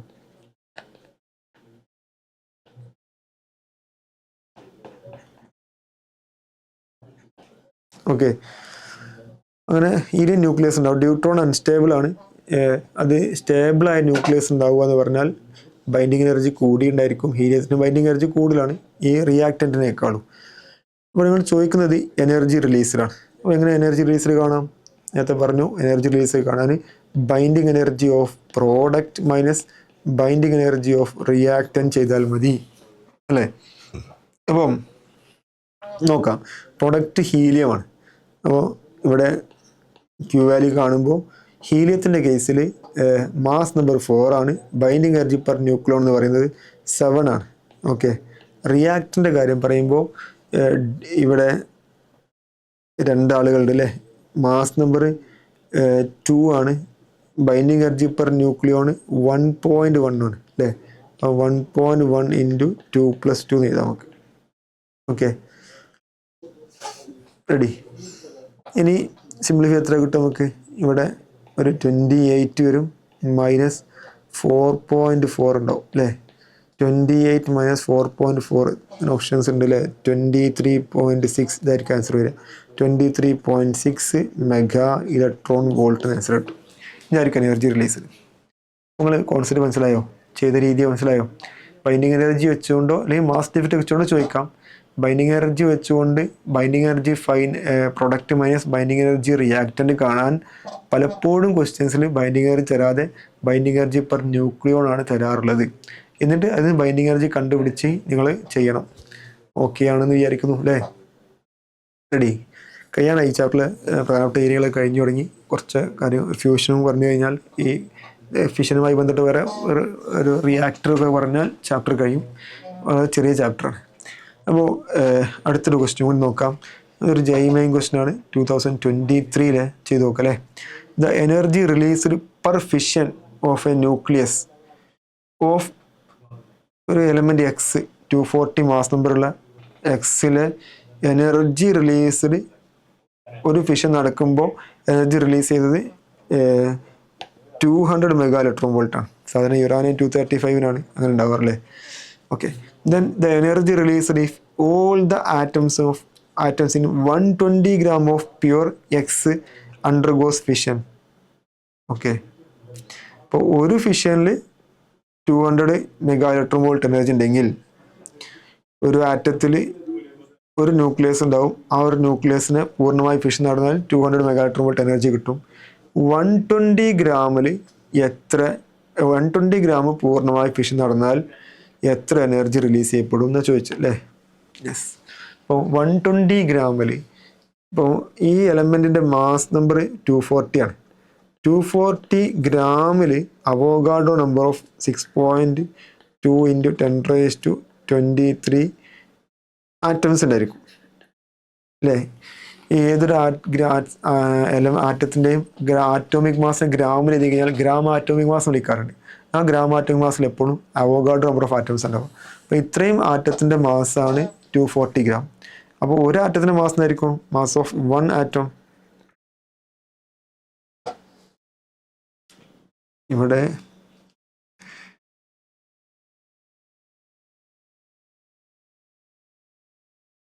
മാസല്ലല്ലോ വേണ്ടത്, എത്ര എണ്ണമെന്നല്ലേ വേണ്ടത്. ഇപ്പോൾ 240 ഗ്രാമിൽ 6.2 × 10⁻23 ആറ്റംസ് ഉണ്ടെങ്കിൽ 120 ഗ്രാം എത്ര ആറ്റംസ് ഉണ്ടായിരിക്കും? 120 ഗ്രാമിൽ നേരെ പകുതിയായിരിക്കും അല്ലേ. 3.1 × 10⁻23 ആറ്റംസ് ഉണ്ടായിരിക്കും. നിങ്ങളെ ലോജിക്ക് യൂസ് ചെയ്തിട്ട് എനിക്കിപ്പോൾ തോന്നിയ രൂപം പറയുകയാണ്. 240 ഗ്രാമിൽ അവോഗാഡ്രോ നമ്പർ ഉണ്ടാകുമെങ്കിൽ 120 ഗ്രാം കാര്യം ചോദിച്ചിരിക്കുന്നത്. അത് നേരെ പകുതി ആറ്റംസ് ഉണ്ടായിരിക്കും. റെഡിയല്ലേ? ഒരു ആറ്റത്തിൽ ഒരു ന്യൂക്ലിയസ് ഉണ്ടായിരിക്കും. ഒരു ന്യൂക്ലിയസ് റിലീസ് ചെയ്യുന്ന എനർജിയാണ് 200 മെഗാ ഇലക്ട്രോൺ വോൾട്ട്. എങ്കിൽ ഇത്രയും ആറ്റം റിലീസ് നേരെ എത്ര ഉണ്ടായിരിക്കും? അത് ചെയ്താൽ മതി. എനർജി റിലീസ് കാണാൻ വേണ്ടി Q കാണാൻ വേണ്ടി 200 മെഗാ ഇലക്ട്രോൺ വോൾട്ട് അല്ലേ. ആൻസർ മെഗാ ഇലക്ട്രോൺ വോൾട്ട് തന്നെയുള്ളത്. അപ്പോൾ യൂണിറ്റ് എഴുതുന്നില്ല. ഇൻറ്റു 3.1 × 10⁻23. ഇവിടെ ആൻസർ 10⁻25 അപ്പോൾ ഈ 2 0 കൂടി 23 കൊടുക്കാം. അത് 2 × 3.1 ആയി മാറും. 6.2 × 10⁻25 എന്ന് കിട്ടും. 6.2 തന്നെയാണ്. ഞാൻ എഴുതിയത് അവോഗാഡ്രോ എഴുതി തെറ്റിപ്പോയി അല്ലേ. അവോഗാഡ്രോ 6.023 അല്ലേ. 6 എഴുതാം നമുക്ക് ഇവിടെ. 6 എഴുതാം കേട്ടോ. ഇവിടെ ശ്രദ്ധിക്കണേ, ഒരു മിസ്റ്റേക്ക് ഉണ്ട്. 6 × 10⁻23 ആണ്. അവിടെ 3 എന്ന് മതിയോ. 3 × 10⁻23. ഇവിടെയും 3 ആക്കണം. 3 ആക്കുമ്പോൾ 6 ഉണ്ടാവുള്ളൂ. 6 × 10⁻25. ഇവിടുത്തെ ആൻസർ 6 കിട്ടും. ലിനിയർ ടൈപ്പ് ക്വസ്റ്റ്യൻ ആണ്. 6 ആൻസർ കിട്ടും. ഓക്കെ അല്ലേ? ക്ലിയർ അല്ലേ? റെഡി? അപ്പോൾ പല രൂപത്തിൽ ഈ ഒരു കോൺസെപ്റ്റിൽ ക്വസ്റ്റ്യൻ ചോദിക്കാം. കോൺസെപ്റ്റ് ക്ലിയർ ആവുക, കാര്യങ്ങൾ മനസ്സിലാക്കുക. ഈ ഗ്രാം ആറ്റോമിക് മാസ് കിട്ടിയ എത്ര ആറ്റംസുകളുണ്ട്, molecular mass, number of moles, അങ്ങനെയുള്ള കാര്യങ്ങളൊക്കെ മനസ്സിലാക്കി വെക്കുക. കെമിസ്ട്രി പഠിക്കുന്നുണ്ട്. കൈനറ്റിക് തിയറി ഓഫ് ഗ്യാസിലും അതുപോലെ തെർമോഡൈനമിക്സിലൊക്കെ ഒരുപാട് യൂസ് ചെയ്യുന്ന കാര്യങ്ങളാണ്. അതൊക്കെ വെച്ചുകൊണ്ട് ഈ ഒരു ഇത്തരത്തിലുള്ള ക്വസ്റ്റ്യൻ ചെയ്യാൻ പഠിക്കുക. ഇനി വീണ്ടും സെപ്റ്റംബർ 2020 ക്വസ്റ്റ്യനാണ്. പിന്നെ uranium isotope uranium 235 is bombarded with a neutron. It generate krypton 89, 3 neutron and dash. നമ്മൾ ന്യൂക്ലിയർ ഫിഷന് പറയുന്ന ഒരു ബെസ്റ്റ് എക്സാമ്പിളാണ് അല്ലേ. ഇപ്പോൾ നമ്മൾ പറഞ്ഞൊരു ഏതൊരു ന്യൂക്ലിയർ റിയാക്ഷൻ എടുത്തു കഴിഞ്ഞാലും atomic number, mass number, energy, linear momentum, angular momentum ഒക്കെ കൺസേർവ്ഡ് ആണ്. ആ കോൺസെപ്റ്റ് വെച്ച് നമുക്ക് ചെയ്യാൻ പറ്റും. വളരെ സിമ്പിളായ ക്വസ്റ്റ്യനാണ്. യുറാനിയം 235 ഒരു ന്യൂട്രോൺ വന്നിരിക്കുക, ന്യൂട്രോണിന് ചാർജ് ഇല്ല പക്ഷെ മാസ് ഉണ്ട് അല്ലേ, ഇങ്ങനെ റെപ്രസെൻറ്റ് ചെയ്യാൻ പറ്റും. ദാറ്റ് ഗീവ്സ് ഒന്ന് ക്രിപ്റ്റോൺ ആണ്, ക്രിപ്റ്റോണിൻ്റെ ആറ്റോം നമ്പർ 36 ആണ്, മാസ് നമ്പർ 89 ആണ്. പ്ലസ് എന്തോ ഒരു സാധനം ഉണ്ട്, എന്താ നമുക്ക് കണ്ടുപിടിക്കണം. പിന്നെ 3 ന്യൂട്രോൺസുകൾ ഉണ്ട് അല്ലേ, 3 ന്യൂട്രോൺസ് ഉണ്ട്. ചെയ്യാൻ ചെയ്താൽ മതി, ഇവിടെ ഏതൊരു ന്യൂക്ലിയർ റിയാക്ഷനും ആറ്റോം നമ്പർ മാസ് നമ്പറും കൺസേർവ്ഡ് ആയിരിക്കും. ആ കോൺസെപ്റ്റ് ഉപയോഗിച്ചാൽ മതി. ഇവിടുത്തെ ആറ്റോം നമ്പർ 92 + 0 92 ആണ്. ഇവിടെ എത്ര ആവണം? 92 ആവണം. 92 ആണ്. ഇവിടെ 36 ഉണ്ട്, പിന്നെ അത് 0 ആണ്, +0. പിന്നെ എത്ര വേണം? 92 ആണ്, അതായിരിക്കും 92 ആണ്. പിന്നെ വേണ്ടത് 56 ആയിരിക്കും അല്ലേ, 56 അല്ലേ, യെസ്. പിന്നെ ഇവിടെ 56 വേണം. ഇവിടെ ആറ്റോമിക് നമ്പർ 56 ആയിരിക്കും ഉണ്ടാവും. ഈ എക്സിൻ്റെ സെറ്റ് എന്ന് പറഞ്ഞാൽ 56 ആയിരിക്കും. അപ്പോൾ ഈ സെറ്റ് കിട്ടി 56 ആണ് അല്ലേ. 56 ഉള്ള ഒരേ ആൻസറേ ഉള്ളൂ, ഇത് ഓപ്ഷൻ ഡി മാത്രമേ ഉള്ളൂ. മാസ് നമ്പറും ചെക്ക് ചെയ്ത് നോക്കാം. മാസ് നമ്പർ ഇവിടെ 253 പ്ലസ് ഇവിടെ 1 ഉണ്ട്, 235 + 1 236 ആയി മാറി. ഇവിടെയും 236 കിട്ടണം, അതിനിവിടെ 89 ഉണ്ട്. ഇവിടെ 3 ന്യൂട്രോൺ ഉണ്ടാവും, +3 ഉണ്ട്. ബാക്കി ഇത് 92 ഉണ്ടാവും. 236 - 92 ചെയ്ത് കഴിഞ്ഞാൽ നമുക്ക് 144 കിട്ടും. അങ്ങനെ ഓപ്ഷൻ ഡി കൺഫേം ചെയ്തു. ഇത്രേ ഉള്ളൂ, നീറ്റ് എക്സാമിൻ്റെ ക്വസ്റ്റിൻ്റെ ലെവൽ ഇതാണ്, ഇത്രേ ഉള്ളൂ. ഓക്കെ, അപ്പോൾ ഇവിടെ അറിഞ്ഞിരിക്കേണ്ട ഒരു കോൺസെപ്റ്റ്, ഇവിടെ ഏതൊരു ന്യൂക്ലിയർ റിയാക്ഷനിലും മാസ് നമ്പർ, അറ്റോമിക് നമ്പർ, ചാർജുകൾ, അതുപോലെ എനർജി, ടോട്ടൽ എനർജി, അതുപോലെ ലീനിയർ മൊമെൻറ്റം, ആംഗുലർ മൊമെൻറ്റം ഒക്കെ കൺസേർവ്ഡ് ആയിരിക്കും. ഓക്കെ, റെഡി അല്ലേ? മറ്റൊരു ക്വസ്റ്റിലേക്ക് പോകാം അല്ലേ. മറ്റൊരു ക്വസ്റ്റ്യൻ അല്ല, ഇനി ന്യൂക്ലിയർ ഫിഷനുമായി ബന്ധപ്പെട്ട വേറൊരു കാര്യം ന്യൂക്ലിയർ ചെയിൻ റിയാക്ഷനാണ്. ഇതൊക്കെ നമുക്കറിയുന്ന കാര്യമാണ്. ന്യൂക്ലിയർ ചെയിൻ റിയാക്ഷൻ്റെ പ്രത്യേകത, നേരത്തെ ഒരു യുറാനിയം 235 ഫിഷൻ നടക്കുന്ന സമയത്ത്, ഒരു നെറ്റിലെ ചിത്രം എടുത്താണ്, ഫിഷൻ നടക്കുന്ന സമയത്ത് 2 പ്രൊഡക്റ്റ് ന്യൂക്ലിയസുകൾ ഉണ്ടാകുന്നുണ്ട്. ഒന്ന് ബേരിയവും ഒന്ന് ക്രിപ്റ്റോണാണ് നമ്മൾ കൊടുത്തിരിക്കുന്നത്. കൂടെ 3 ന്യൂട്രോണുകൾ ഉണ്ടാകുന്നുണ്ട്. ഈ 3 ന്യൂട്രോൺസ് ഫാസ്റ്റ് മൂവ് ന്യൂട്രോൺസുകളാണ്. അതിന് 4 മെഗാ ഇലക്ട്രോൺ വോൾട്ട് ഒക്കെ എനർജി ഉണ്ടായിരിക്കും. ഇവിടെ ഇയാൾക്ക് വേണ്ടത് 0.02 മെഗാ ഇലക്ട്രോൺ വോൾട്ട് എനർജി കേട്ടോ. ഇതിന് വേണ്ടത് 0.04 ഇലക്ട്രോൺ വോൾട്ട് എനർജി ആവശ്യമുള്ളൂ. ഓക്കെ, അത്രയും ലെസ് എനർജറ്റിക്കായി ന്യൂട്രോൺ ആവശ്യമുള്ളൂ, എനർജി ആവശ്യമുള്ളത്. അത്രയും ലെസ് എനർജറ്റിക്കായി ന്യൂട്രോൺ ഒന്ന് ഇടിക്കുമ്പോൾ, ഈ യുറാനിയം 235 ഒന്ന് ഇടിക്കുക, അല്ലെങ്കിൽ ഇടിക്കുമ്പോഴാണ് ന്യൂക്ലിയർ ഫിഷൻ നടക്കുക. ഇതൊക്കെ ഫാസ്റ്റ് മൂവ് ന്യൂട്രോൺസുകളാണ്. ഈ ഫാസ്റ്റ് മൂവ് ന്യൂട്രോൺസ് വീണ്ടും ഈ ഫ്യൂവലിലുള്ള യുറാനിയത്തെ ഇടിക്കുമ്പോൾ യുറാനിയം 235 അബ്സോർവ് ചെയ്യാത്തതുകൊണ്ട് ഫിഷൻ നടക്കില്ല. ചിലതൊക്കെ എസ്കേപ്പ് ചെയ്ത് പോകും, ചിലത് അതിൽ തന്നെയുള്ള ഫ്യൂവൽസിലുള്ള യുറാനിയം 238 അതിനിടിച്ച് എന്ത് ചെയ്യും, അതിൻ്റെ എനർജി കുറഞ്ഞ് അവസാനം അനുയോജ്യമായ എനർജി ആയി കഴിഞ്ഞാൽ അതിനെ 235 അബ്സോർബ് ചെയ്യുകയും വീണ്ടും ഫിഷൻ നടക്കുകയും ചെയ്യും. ഇങ്ങനെ ഈ 3 ന്യൂട്രോൺസുകളും ഫിഷൻ നടത്തിയേക്കണം എന്നില്ല. ഒരു പക്ഷേ 2 നടത്തിയേക്കാം, ഒരു പക്ഷേ 1 നടത്തിയേക്കാം, ഒരു പക്ഷേ 3 നടത്തിയേക്കാം. അങ്ങനെ ഈ ന്യൂട്രോൺസുകൾ അടുത്ത യുറാനിയം, ആ സാമ്പിളിലുള്ള അടുത്ത യുറാനിയം 235 ആയിട്ട് ഇടിക്കുന്നു. അടുത്ത 3 യുറാനിയം 235 ഇടിക്കാനുള്ള പോസിബിലിറ്റീസുകളുണ്ട്. അവിടുന്ന് വീണ്ടും പ്രൊഡക്റ്റുകൾ ഉണ്ടാകുന്നു. ഇതോടെ ഞാൻ ബേരിയവും അതുപോലെ തന്നെ ലാൻജനും ഇട്ടിട്ടുണ്ട്. ഇവിടെ സ്ട്രോൺഷ്യവും അതുപോലെ ക്സിനോണും ഇട്ടിട്ടുണ്ട്. ഇവിടെ റുബീഡിയം, CCM, അങ്ങനെ പല പ്രൊഡക്റ്റുകളുണ്ടാകും. 90ഓളം ബൈ പ്രൊഡക്റ്റുകളുണ്ടായിട്ടുണ്ട്. ഓക്കെ, അതിനെ കൂടെ വ്യത്യസ്തങ്ങളായ എനർജി ഉണ്ടായിരിക്കും. ചിലപ്പോൾ 2 ന്യൂട്രോൺസ് ആയിരിക്കും, ചിലപ്പോൾ 3 ന്യൂട്രോൺസ് ആയിരിക്കും ഉണ്ടാവുക. ഈ ന്യൂട്രോൺസുകൾ വീണ്ടും അടുത്ത സാഹചര്യം ഒത്തു വന്നാൽ അടുത്ത യുറാനിയം 235 അടിക്കുന്നു, അബ്സോർബ് ചെയ്യുന്നു, വീണ്ടും ഫിഷൻ നടക്കുന്നു. അങ്ങനെ ആ സാമ്പിളുള്ള മുഴുവൻ യുറാനിയം 235 ന്യൂക്ലിയസിനും ഫിഷൻ നടക്കുന്നവരെ ഈ പ്രോസസ് നടന്നുകൊണ്ടേയിരിക്കും. അങ്ങനെ ഈ പ്രോസസ് നടക്കുമ്പോൾ ഇത് നമ്മളെ കൺട്രോളിൽ വരാതെ ഒരു ചെയിൻ റിയാക്ഷൻ ആണല്ലേ. നമ്മൾ കൊറോണ ഒക്കെ വരുന്ന സമയത്ത് ഒരു ചെയിൻ ഒരാളിൽ നിന്ന് വേറെ ആൾക്ക് കിട്ടുന്നു, 2 ആൾക്ക് കിട്ടുന്നു, ഒരാളുള്ളത് വേറെ ഒരുപാട് കിട്ടുന്നു, അങ്ങനെ ബ്രേക്ക് ദ ചെയിൻ എന്നൊക്കെ പറഞ്ഞ് പരസ്യം കാണാറുണ്ട്. അതുപോലെയാണ് ഈ ഫിഷൻ യുറാനിയം 235 മുഴുവൻ യുറാനിയം 235 ഫിഷൻ നടക്കുന്നവരെ ഈ പ്രോസസ് നടന്നുകൊണ്ടേയിരിക്കും. ചെയിൻ റിയാക്ഷനാണ്. Okay, chain reaction of fission established. And ഇത് ഇങ്ങനെ ലാർജ് എമൗണ്ട് ഓഫ് എനർജി, ഒരു tremendous magnitude of energy release ചെയ്യപ്പെടുകയും ചെയ്യും. ഓക്കെ, ഇതാണ് ഫിഷനിൽ നടക്കുന്ന പ്രശ്നം. അപ്പോൾ ഈ ഫിഷനെ നമുക്ക് കൺട്രോൾ ചെയ്യാൻ സാധിച്ചിട്ടില്ല എങ്കിൽ പ്രതീക്ഷിക്കാത്ത വെരി ലാർജ് എമൗണ്ട് എനർജി ആയിരിക്കും ഉണ്ടാവുക. ഇതാണ് ആറ്റം ബോംബിലൊക്കെ നടക്കുന്ന പ്രോസസ്സ്. അൺകൺട്രോൾഡ് ചെയിൻ റിയാക്ഷനാണ് ആറ്റം ബോംബിൽ നടക്കുന്ന പ്രോസസ്സ്. എന്നാൽ ഇതിനൊന്ന് കൺട്രോൾ ചെയ്യാൻ പറ്റിയാൽ നമുക്കത് ഉപകാരപ്പെടുന്ന രൂപത്തിൽ എനർജി ഉപയോഗിക്കാൻ പറ്റും. അതാണ് നമ്മൾ ന്യൂക്ലിയർ റിയാക്ടറിൽ ഇന്നിലെ പല രാജ്യങ്ങളിലും ഇലക്ട്രിസിറ്റി ഉണ്ടാക്കാൻ വേണ്ടി ഉപയോഗിക്കുന്ന ന്യൂക്ലിയർ റിയാക്ടറിൻ്റെ പ്രിൻസിപ്പിൾ കൺട്രോൾഡ് ചെയിൻ റിയാക്ഷനും ആറ്റം ബോംബിൻ്റെ പ്രിൻസിപ്പിൾ അൺകൺട്രോൾഡ് ചെയിൻ റിയാക്ഷനുമാണ്. ഓക്കെ, ഇതാണ് ചെയിൻ റിയാക്ഷൻ. നിങ്ങൾ സ്കൂളിൽ ക്ലാസ് പഠിച്ച ടീച്ചേഴ്സൊക്കെ പറയുന്ന കാര്യങ്ങളാണ്. ഇനി ഈ കൺട്രോൾഡും അൺകൺട്രോൾഡ് ചെയിൻ റിയാക്ഷൻ ഡിസൈഡ് ചെയ്യുന്ന ചില ടേമുകളുണ്ട്. അതിലൊരു ടേമാണ് multiplication factor or neutron reproduction factor എന്ന് പറഞ്ഞാൽ ഇവിടെ rate of reproduction of neutrons by rate of loss of ന്യൂട്രോൺസിന് വിളിക്കുന്നവരാണ് ഈ കെ വാല്യൂ എന്ന് പറയുന്നത്. അപ്പോൾ ഇവിടെ ന്യൂക്ലിയർ റിയാക്ഷൻ നടക്കുമ്പോൾ സാധാരണഗതിയിൽ ആവറേജ് 2.5 ന്യൂട്രോൺസുകൾ പ്രൊഡ്യൂസ് ചെയ്യപ്പെടുന്നുണ്ട്. ഓക്കെ, എത്ര ന്യൂട്രോൺസുകളാണ് ലോസ് ചെയ്യപ്പെടുന്നത് എന്ന റേഷ്യോ ആണ്. അപ്പോൾ ഈ 2.5 ന്യൂട്രോൺസിൽ 3 ന്യൂട്രോൺസും ഫിഷൻ നടന്നുകൊള്ളുന്നില്ല, ചില ലോസ് ചെയ്യും. ആ റേഷ്യോനെ വിളിക്കുന്നവരാണ് ഈ മൾട്ടിപ്ലിക്കേഷൻ ഫാക്ടർ. അത് മൾട്ടിപ്ലിക്കേഷൻ ഫാക്ടർ ഒരു നിശ്ചിത മാസ്, നമ്മൾ ഫ്യൂവൽസിന് നിശ്ചിത മാസ്, അതിന് ക്രിട്ടിക്കൽ മാസ് വിളിക്കും. ആ ക്രിട്ടിക്കൽ മാസിനേക്കാൾ കൂടുതൽ ക്വാണ്ടിറ്റി ഉണ്ടെങ്കിൽ ഈ ഈ uranium neutron fast moving neutron ആണെങ്കിലും അത് ഇടിച്ച് എനർജി കൈനറ്റിക് എനർജി കുറഞ്ഞ് ഈ എനർജി കുറഞ്ഞ് പിന്നെ അത് യുറാനിയം 235 അബ്സോർബ് ചെയ്യുന്ന രൂപത്തിലേക്ക് ആവും. അങ്ങനെ ഇടിക്കാൻ സാഹചര്യം ഉണ്ടാകാൻ മാത്രം ഒരു മാസം ഉണ്ട്. ആ മാസത്തിനേക്കാൾ കൂടിക്കഴിഞ്ഞാൽ ഈ കെ വാല്യൂ കൂടും. കെ വാല്യൂ കൂടിക്കഴിഞ്ഞാൽ പിന്നെ ഇത് എക്സ്പ്ലോഷനിലേക്ക്, ആറ്റം ബോംബ് നടക്കുന്ന പ്രോസസ്സിലേക്ക് എത്താൻ സാധ്യതയുണ്ട്. ഓക്കെ, കെ വാല്യൂ കൂടിക്കഴിഞ്ഞാൽ അത് എക്സ്പ്ലോഷനാണ്, അൺകൺട്രോൾഡ് ചെയിൻ റിയാക്ഷനായി മാറും, ആറ്റം ബോംബിൻ്റെ ഒക്കെ പ്രിൻസിപ്പിലേക്ക് എത്തും. ആ കേനെ 1 ആക്കാൻ പറ്റിയാൽ, ആ കേനെ 1 ആക്കാൻ ആവശ്യമായ ഒരു നിശ്ചയ amount of mass of fuel ഉണ്ട്. അതിനെ ക്രിട്ടിക്കൽ മാസ് നടിക്കുക. ആ ക്രിട്ടിക്കൽ മാസ് ആയി കഴിഞ്ഞാൽ കെ 1 ആയി മാറും. കെ 1 ആയി കഴിഞ്ഞാൽ നമ്മൾ കൺട്രോളിലായിരിക്കും ഫിഷൻ നടക്കുക. ഇതാണ് നമ്മൾ ന്യൂക്ലിയർ റിയാക്ടറിൽ നമ്മൾ ഉപയോഗിക്കുന്ന കൺട്രോൾ ചെയിൻ റിയാക്ഷനിൽ കെ 1 ആക്കിയിട്ടാണ് ചെയ്യുക. കെ 1 ആക്കാനുള്ള കാര്യങ്ങൾ വെച്ചിട്ടാണ് ചെയ്യാറുള്ളത്. ഇനി കെ <1 ആകുമ്പോൾ അത് സബ് ക്രിട്ടിക്കലാണ്, പ്രശ്നമൊന്നുമില്ല.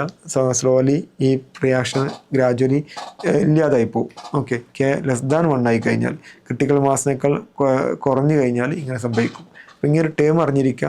എന്തെങ്കിലുമൊക്കെ കോൺസെപ്റ്റുകളായി ക്വസ്റ്റ്യൻ വരുമ്പോൾ നിങ്ങളിത് അറിയണം. ഡീറ്റെയിലായി പറയാനുള്ള സമയം നമുക്കില്ല. ഇനി ന്യൂക്ലിയർ റിയാക്ടറാണ്. ആറ്റം ബോംബിൽ അൺകൺട്രോൾ ചെയിൻ റിയാക്ഷൻ ആണെങ്കിൽ ന്യൂക്ലിയർ റിയാക്ടറിൽ കൺട്രോൾ ചെയിൻ റിയാക്ഷനാണ്. ഇതിലെ ചില ടേംസുകൾക്ക് ഒരു പക്ഷേ ചോദിച്ചേക്കാം. ന്യൂക്ലിയർ റിയാക്ടർ ഒരു ഡിവൈസാണ്. ആ ഡിവൈസ് ഫിഷൻ റിയാക്ഷൻ കൺട്രോൾ ചെയ്ത് നടത്തിയിട്ട് എനർജി യൂസ്ഫുള്ളായ രൂപത്തിൽ ഉപയോഗിക്കുക എന്നുള്ളതാണ് ഇതിൻ്റെ ഉപയോഗം. ഇതിൻ്റെ വ്യത്യസ്തങ്ങളായ ഭാഗങ്ങളുണ്ട്.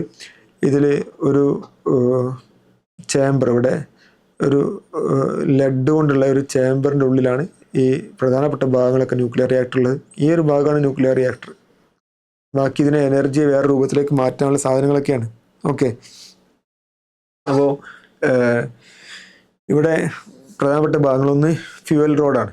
ഇവിടെ യുറാനിയം 235, പ്ലൂട്ടോണിയം 239 ഒക്കെയാണ് സാധാരണ ഉപയോഗിക്കാറുള്ള ഫ്യൂവൽസുകൾ. യുറാനിയം 235 മെയിനായിട്ട് യൂസ് ചെയ്യുക. പിന്നീട് യുറാനിയം 235 വളരെ കുറച്ചേ ഉള്ളൂ. ആകെയുള്ള യുറാനിയത്തിൽ യുറാനിയം 238 ആണ് 97% അങ്ങനെ. പിന്നെ യുറാനിയം 238 ആണ്. പിന്നെ യുറാനിയം 235 എൻറിച്ച്മെൻ്റ് ഒക്കെ നടത്തി ഉണ്ടാക്കുക ചെയ്യുക. അല്ലെങ്കിൽ യുറാനിയം 238 പ്ലൂട്ടോണിയം 239 ആക്കിയിട്ട് ആ ഫ്യൂവൽ യൂസ് ചെയ്യാറുണ്ട്. ഈ രണ്ടാണ് മെയിനായിട്ട് ഫ്യൂവലായിട്ട് യൂസ് ചെയ്യാറുള്ളത്. ഫ്യൂവൽ റോഡുകളുണ്ട്.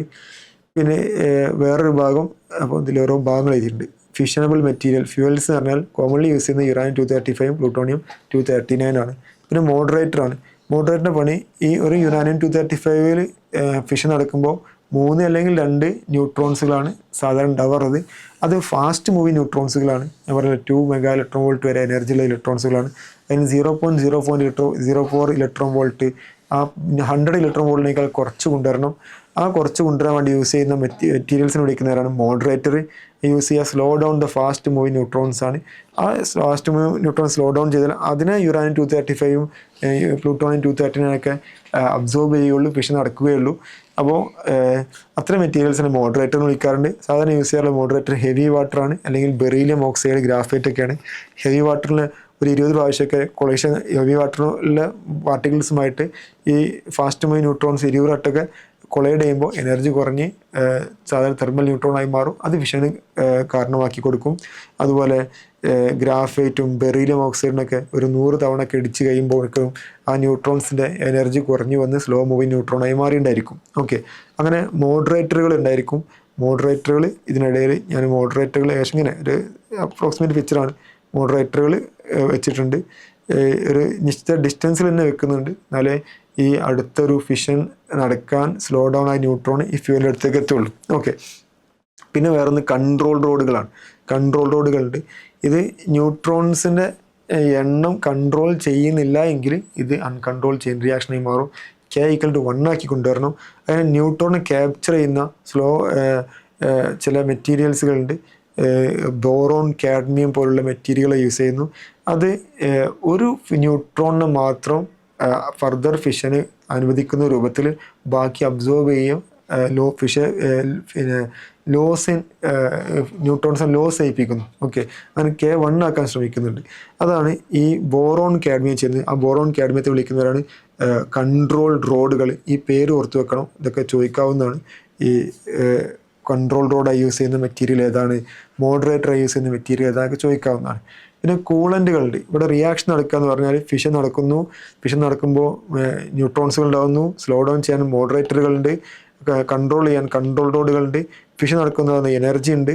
ആ എനർജി ഈ പിന്നെ പ്രൊഡക്റ്റുകളുടെ കൈനറ്റിക് എനർജി ആയിട്ടാണ് ആ എനർജി ഉണ്ടാവുക. 2 പ്രൊഡക്റ്റുകൾ ഉണ്ടെന്ന് പറഞ്ഞല്ലോ, ആ ബേരിയം കിട്ടോണൊക്കെ. അത് ഫോം ചെയ്താൽ നല്ല സ്പീഡിൽ മൂവ് ചെയ്യും. ആ കൈനറ്റിക് എനർജി രൂപത്തിലാണ് എനർജി ഉണ്ടാവുക. അത് ഹീറ്റ് എനർജിയായി മാറുകയും എന്നിട്ട് ഇതിൽ കൂളൻ്റ് ആയിക്കൊണ്ട് നമ്മൾ സാധാരണ ഈ കൂളൻ്റ് എന്ന് പറഞ്ഞാൽ ഇവിടെ ഉണ്ടാകുന്ന എനർജിയെ വേറെ സ്ഥലത്തേക്ക് ട്രാൻസ്ഫർ ചെയ്യാൻ വേണ്ടി ഉപയോഗിക്കുന്ന മെറ്റീരിയലാണ്. Substance which absorb produced heat and transfer to water for further use.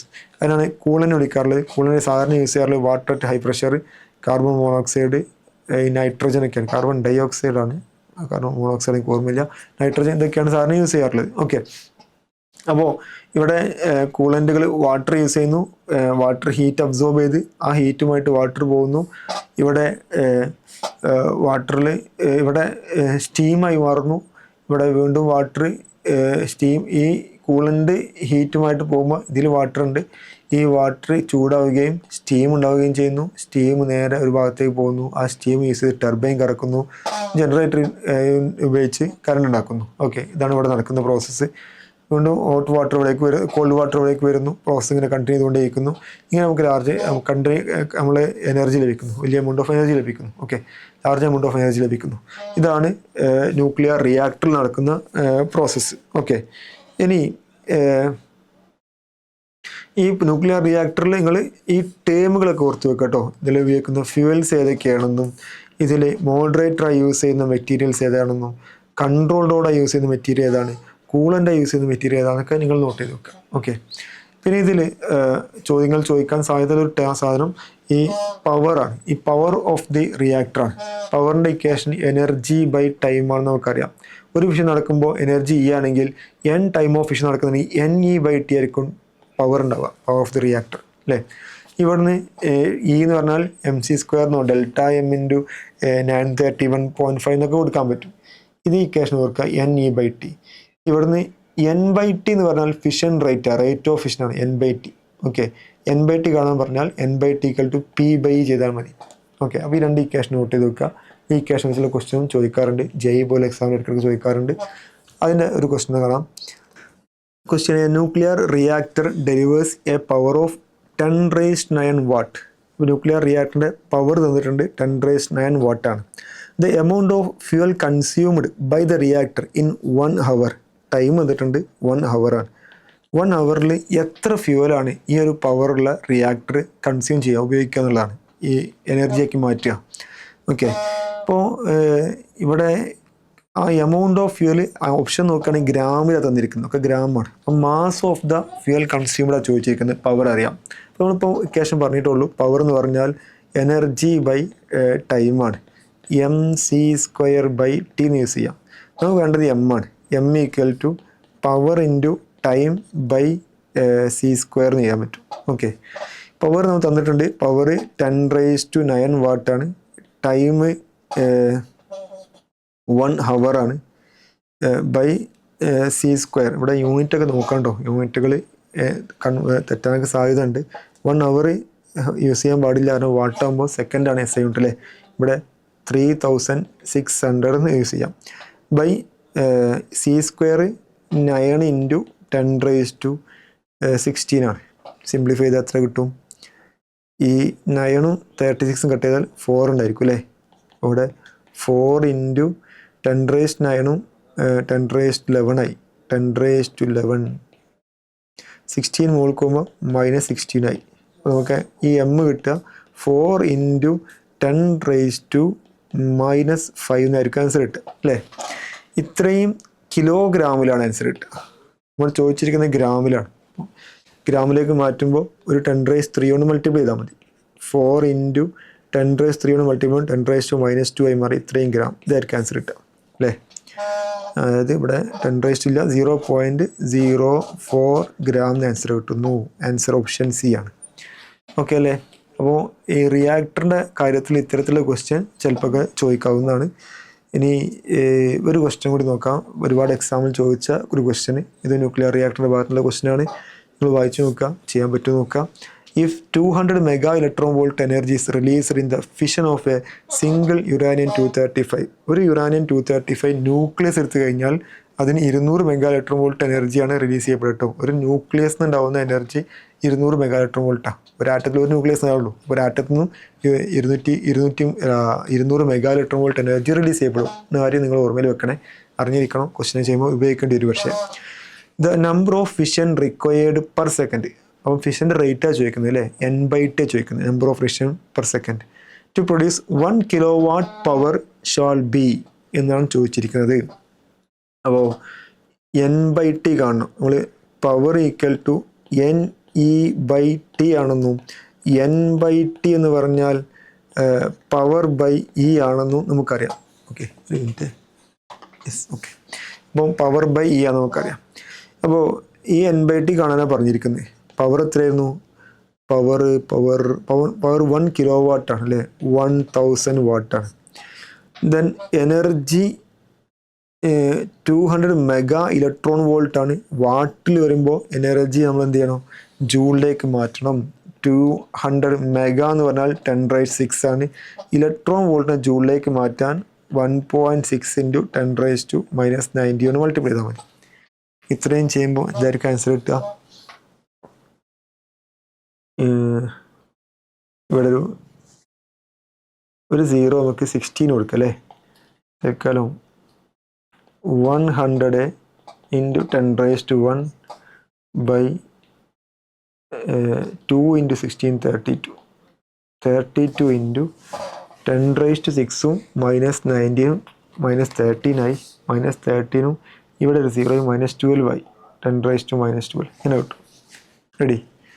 ഈ -12 നേരെ മുകളിൽ പോകുമ്പോൾ +12 ആവുന്നു. ഈ 30 to 100ൽ 3 point something ടൈമാണ് വരിക. എല്ലാം 3 point something ആണ് അല്ലേ. അപ്പോൾ 3.125 എന്നാണ് എല്ലാത്തിലും കാണുന്നത്.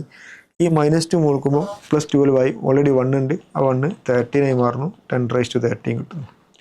ഇതായിരിക്കും ആൻസർ കിട്ടുക. ഓപ്ഷൻ എ ആയിരിക്കും ആൻസർ കിട്ടുക. റെഡി അല്ലേ? ഓക്കെ.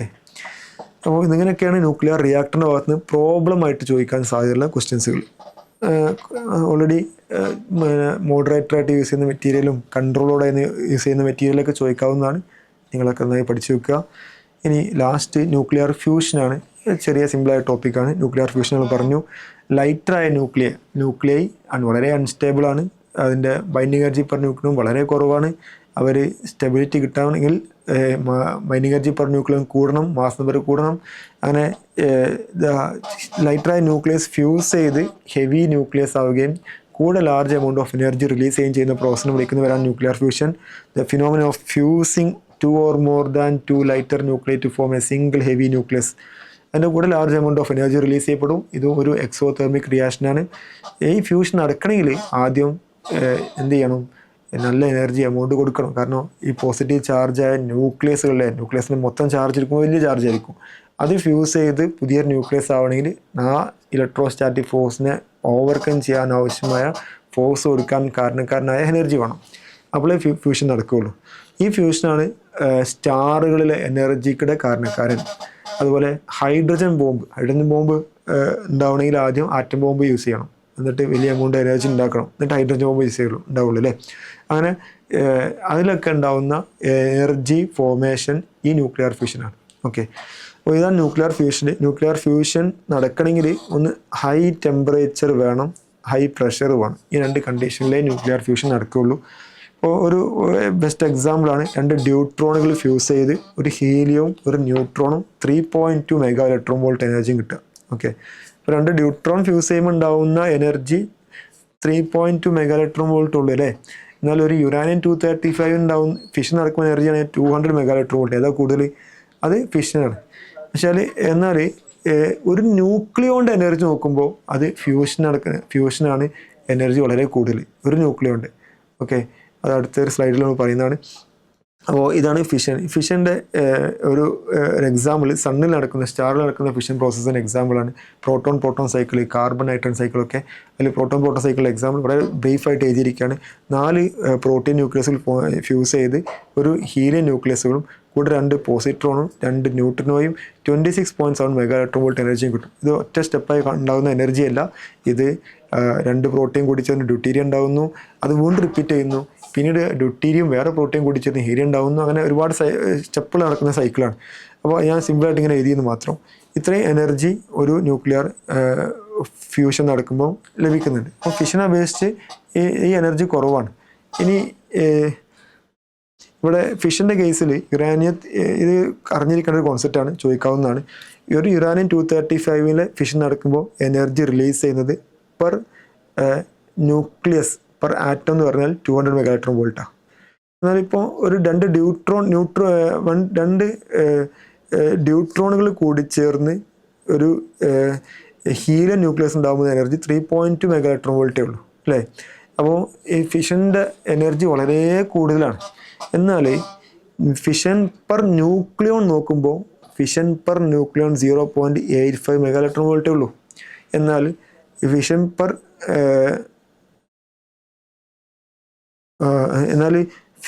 പെർ ന്യൂക്ലിയർ നോക്കുമ്പോൾ 6 മെഗാ ഇലക്ട്രോൺ വോൾട്ട് ഉണ്ട്.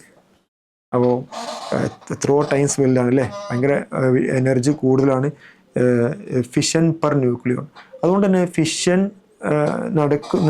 Fusion per nucleon fission per ന്യൂക്ലിയേക്കാൾ വളരെ കൂടുതലാണ്.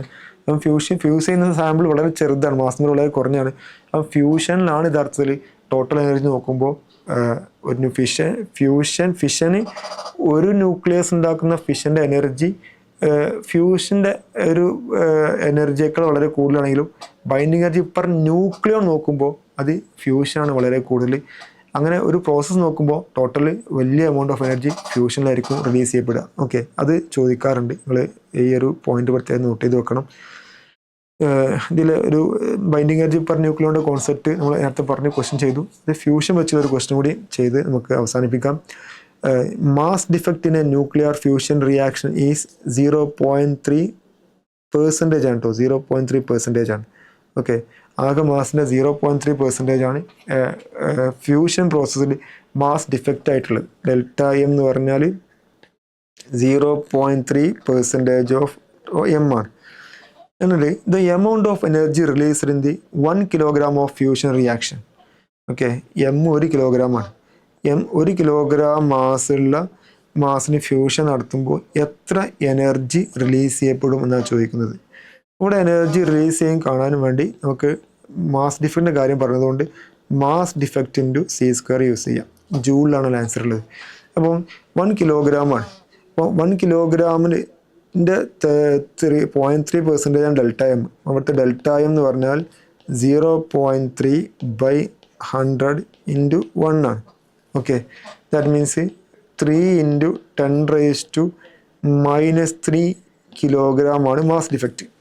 ആ മാസ് ഡിഫക്റ്റിനെ എന്ത് ചെയ്യാം, നമുക്ക് 3 × 10⁻³ c² മൾട്ടിപ്ലൈ ചെയ്യാം. 9 × 10⁻16 കൊണ്ട് മൾട്ടിപ്ലൈ ചെയ്ത് നോക്കാം. മൾട്ടിപ്ലൈ ചെയ്യുമ്പോൾ എത്ര ആൻസർ കിട്ടും? 3 × 9 27 ആണ്. ഇനി 10⁻³ -3ഉം -16ഉം +16ഉം -13 ആയി. അതായത് +13 ആവും അല്ലേ, +13. +13 ഇങ്ങനെ കിട്ടും.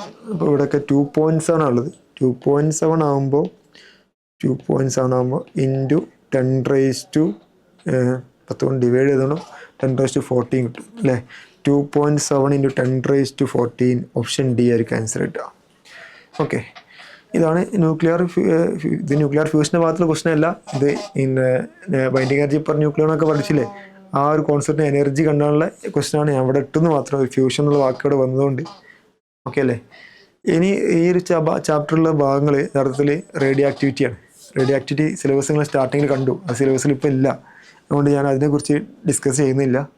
അപ്പോൾ ഇത്രയും കാര്യങ്ങൾ വളരെ ഓടിച്ച് ഈ ഒരു ന്യൂക്ലിയർ എന്ന ചാപ്റ്റർ റിവൈസ് ചെയ്ത് തന്നിട്ടുണ്ട്.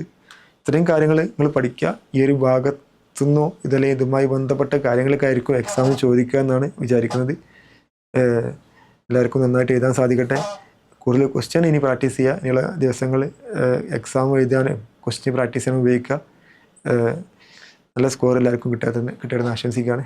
Okay, thank you.